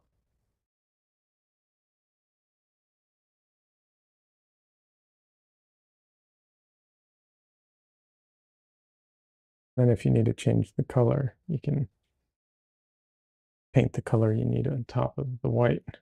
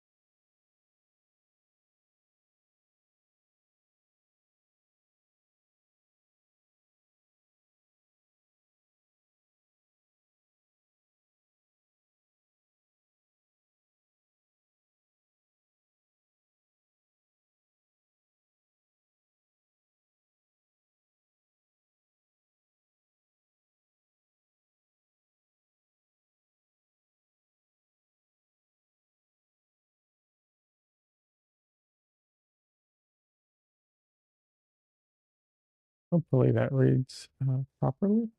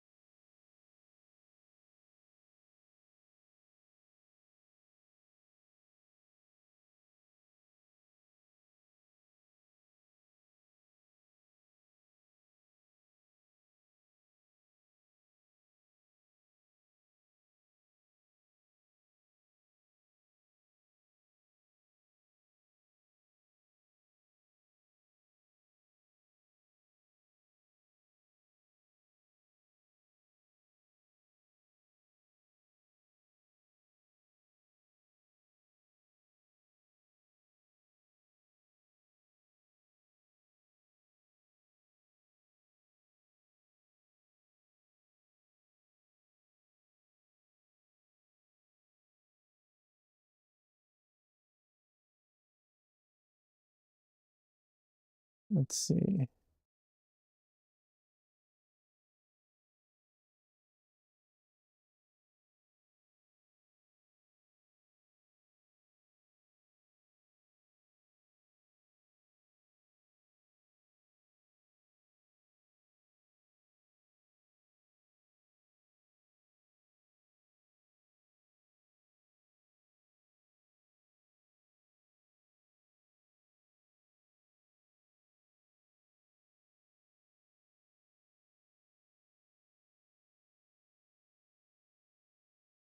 All right, so I have to go in and lighten that up, not the hair, lighten the background up a little so that you can see the hair. Ideally, you want to do the background first, because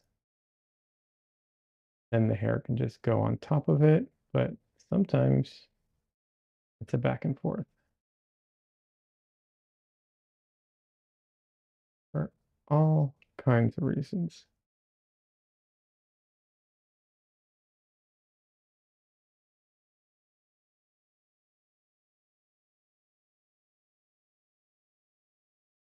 One of the important things, though, is to not halo. You don't want to get halos around things unless you want them on purpose. But if you don't want them on purpose, got to be careful about that.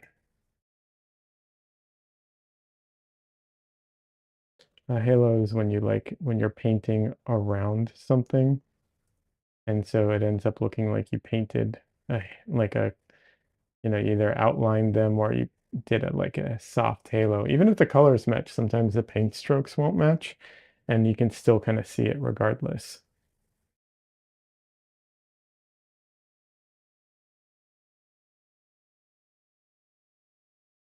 So gotta be cautious about that.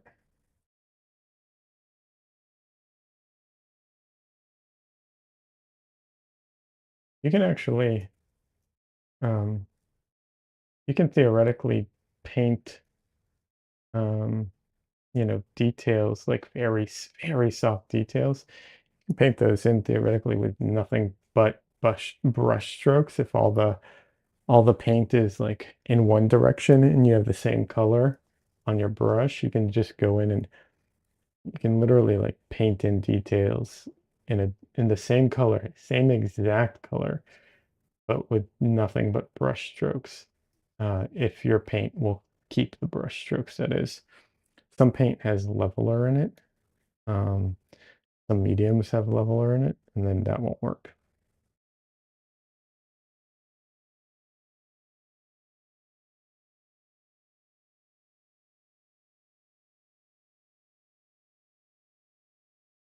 Also, I am probably going to have to end stream pretty soon.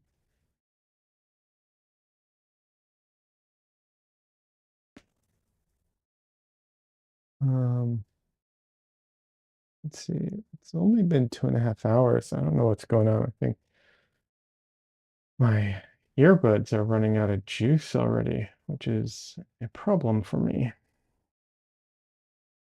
I don't know why they're running out of battery so quickly.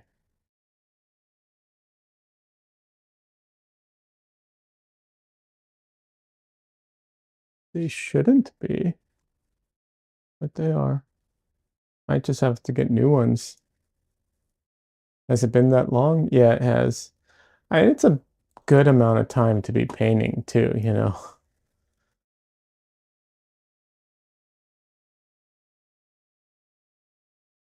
Usually when I paint, I I take breaks, and then I go back to it, and then I take breaks. And honestly, taking more breaks,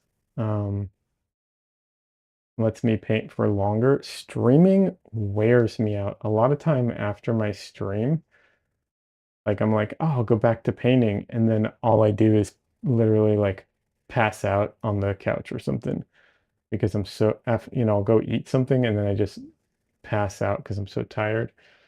Because I like streaming, but it is a lot more draining than just painting on its own.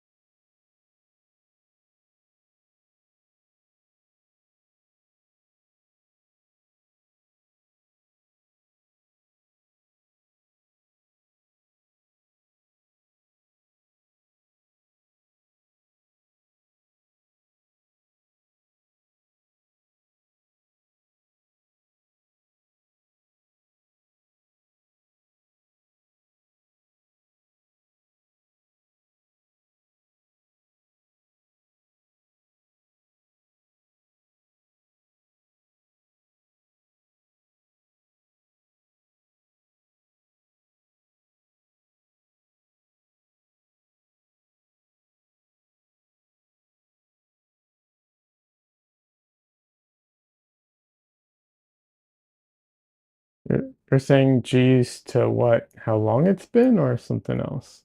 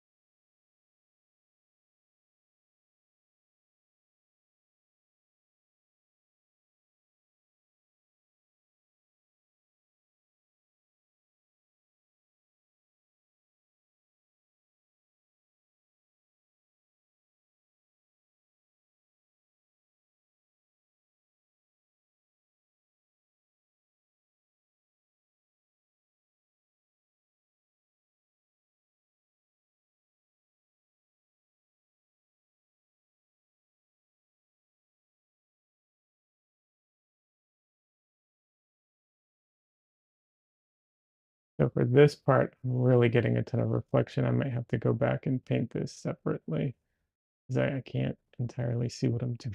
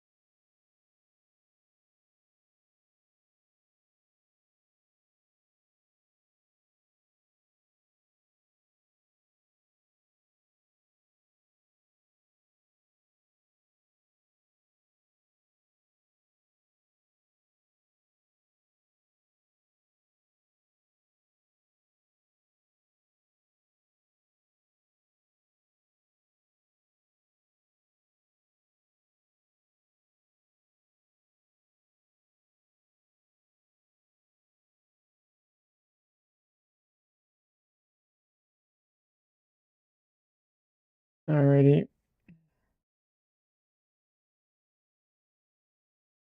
I'm going to be calling it a day for the stream today.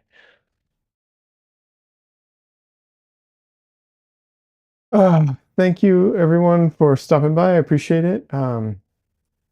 I am teaching a workshop. There's a link to my website in the description if you're didn't hear. And yeah, um, I don't know what else to say right now. But yeah, check it out. Like, subscribe, follow me on whatever you're on, and I will be back on Tuesday and Thursday because I stream Tuesday night, Thursday night, and Sunday afternoon. So yeah. Anyways, and join the Discord because we're doing a Portrait Artist of the Year paint along on the 9th, and the Discord's the best place to, follow. We'll see you Tuesday for a stream. Uh, that depends on you, Des. I'm going to be here for a stream on Tuesday. So it's up to you. But yeah, I'll be here. Anyways, have a good one, everybody, and I'll see you later.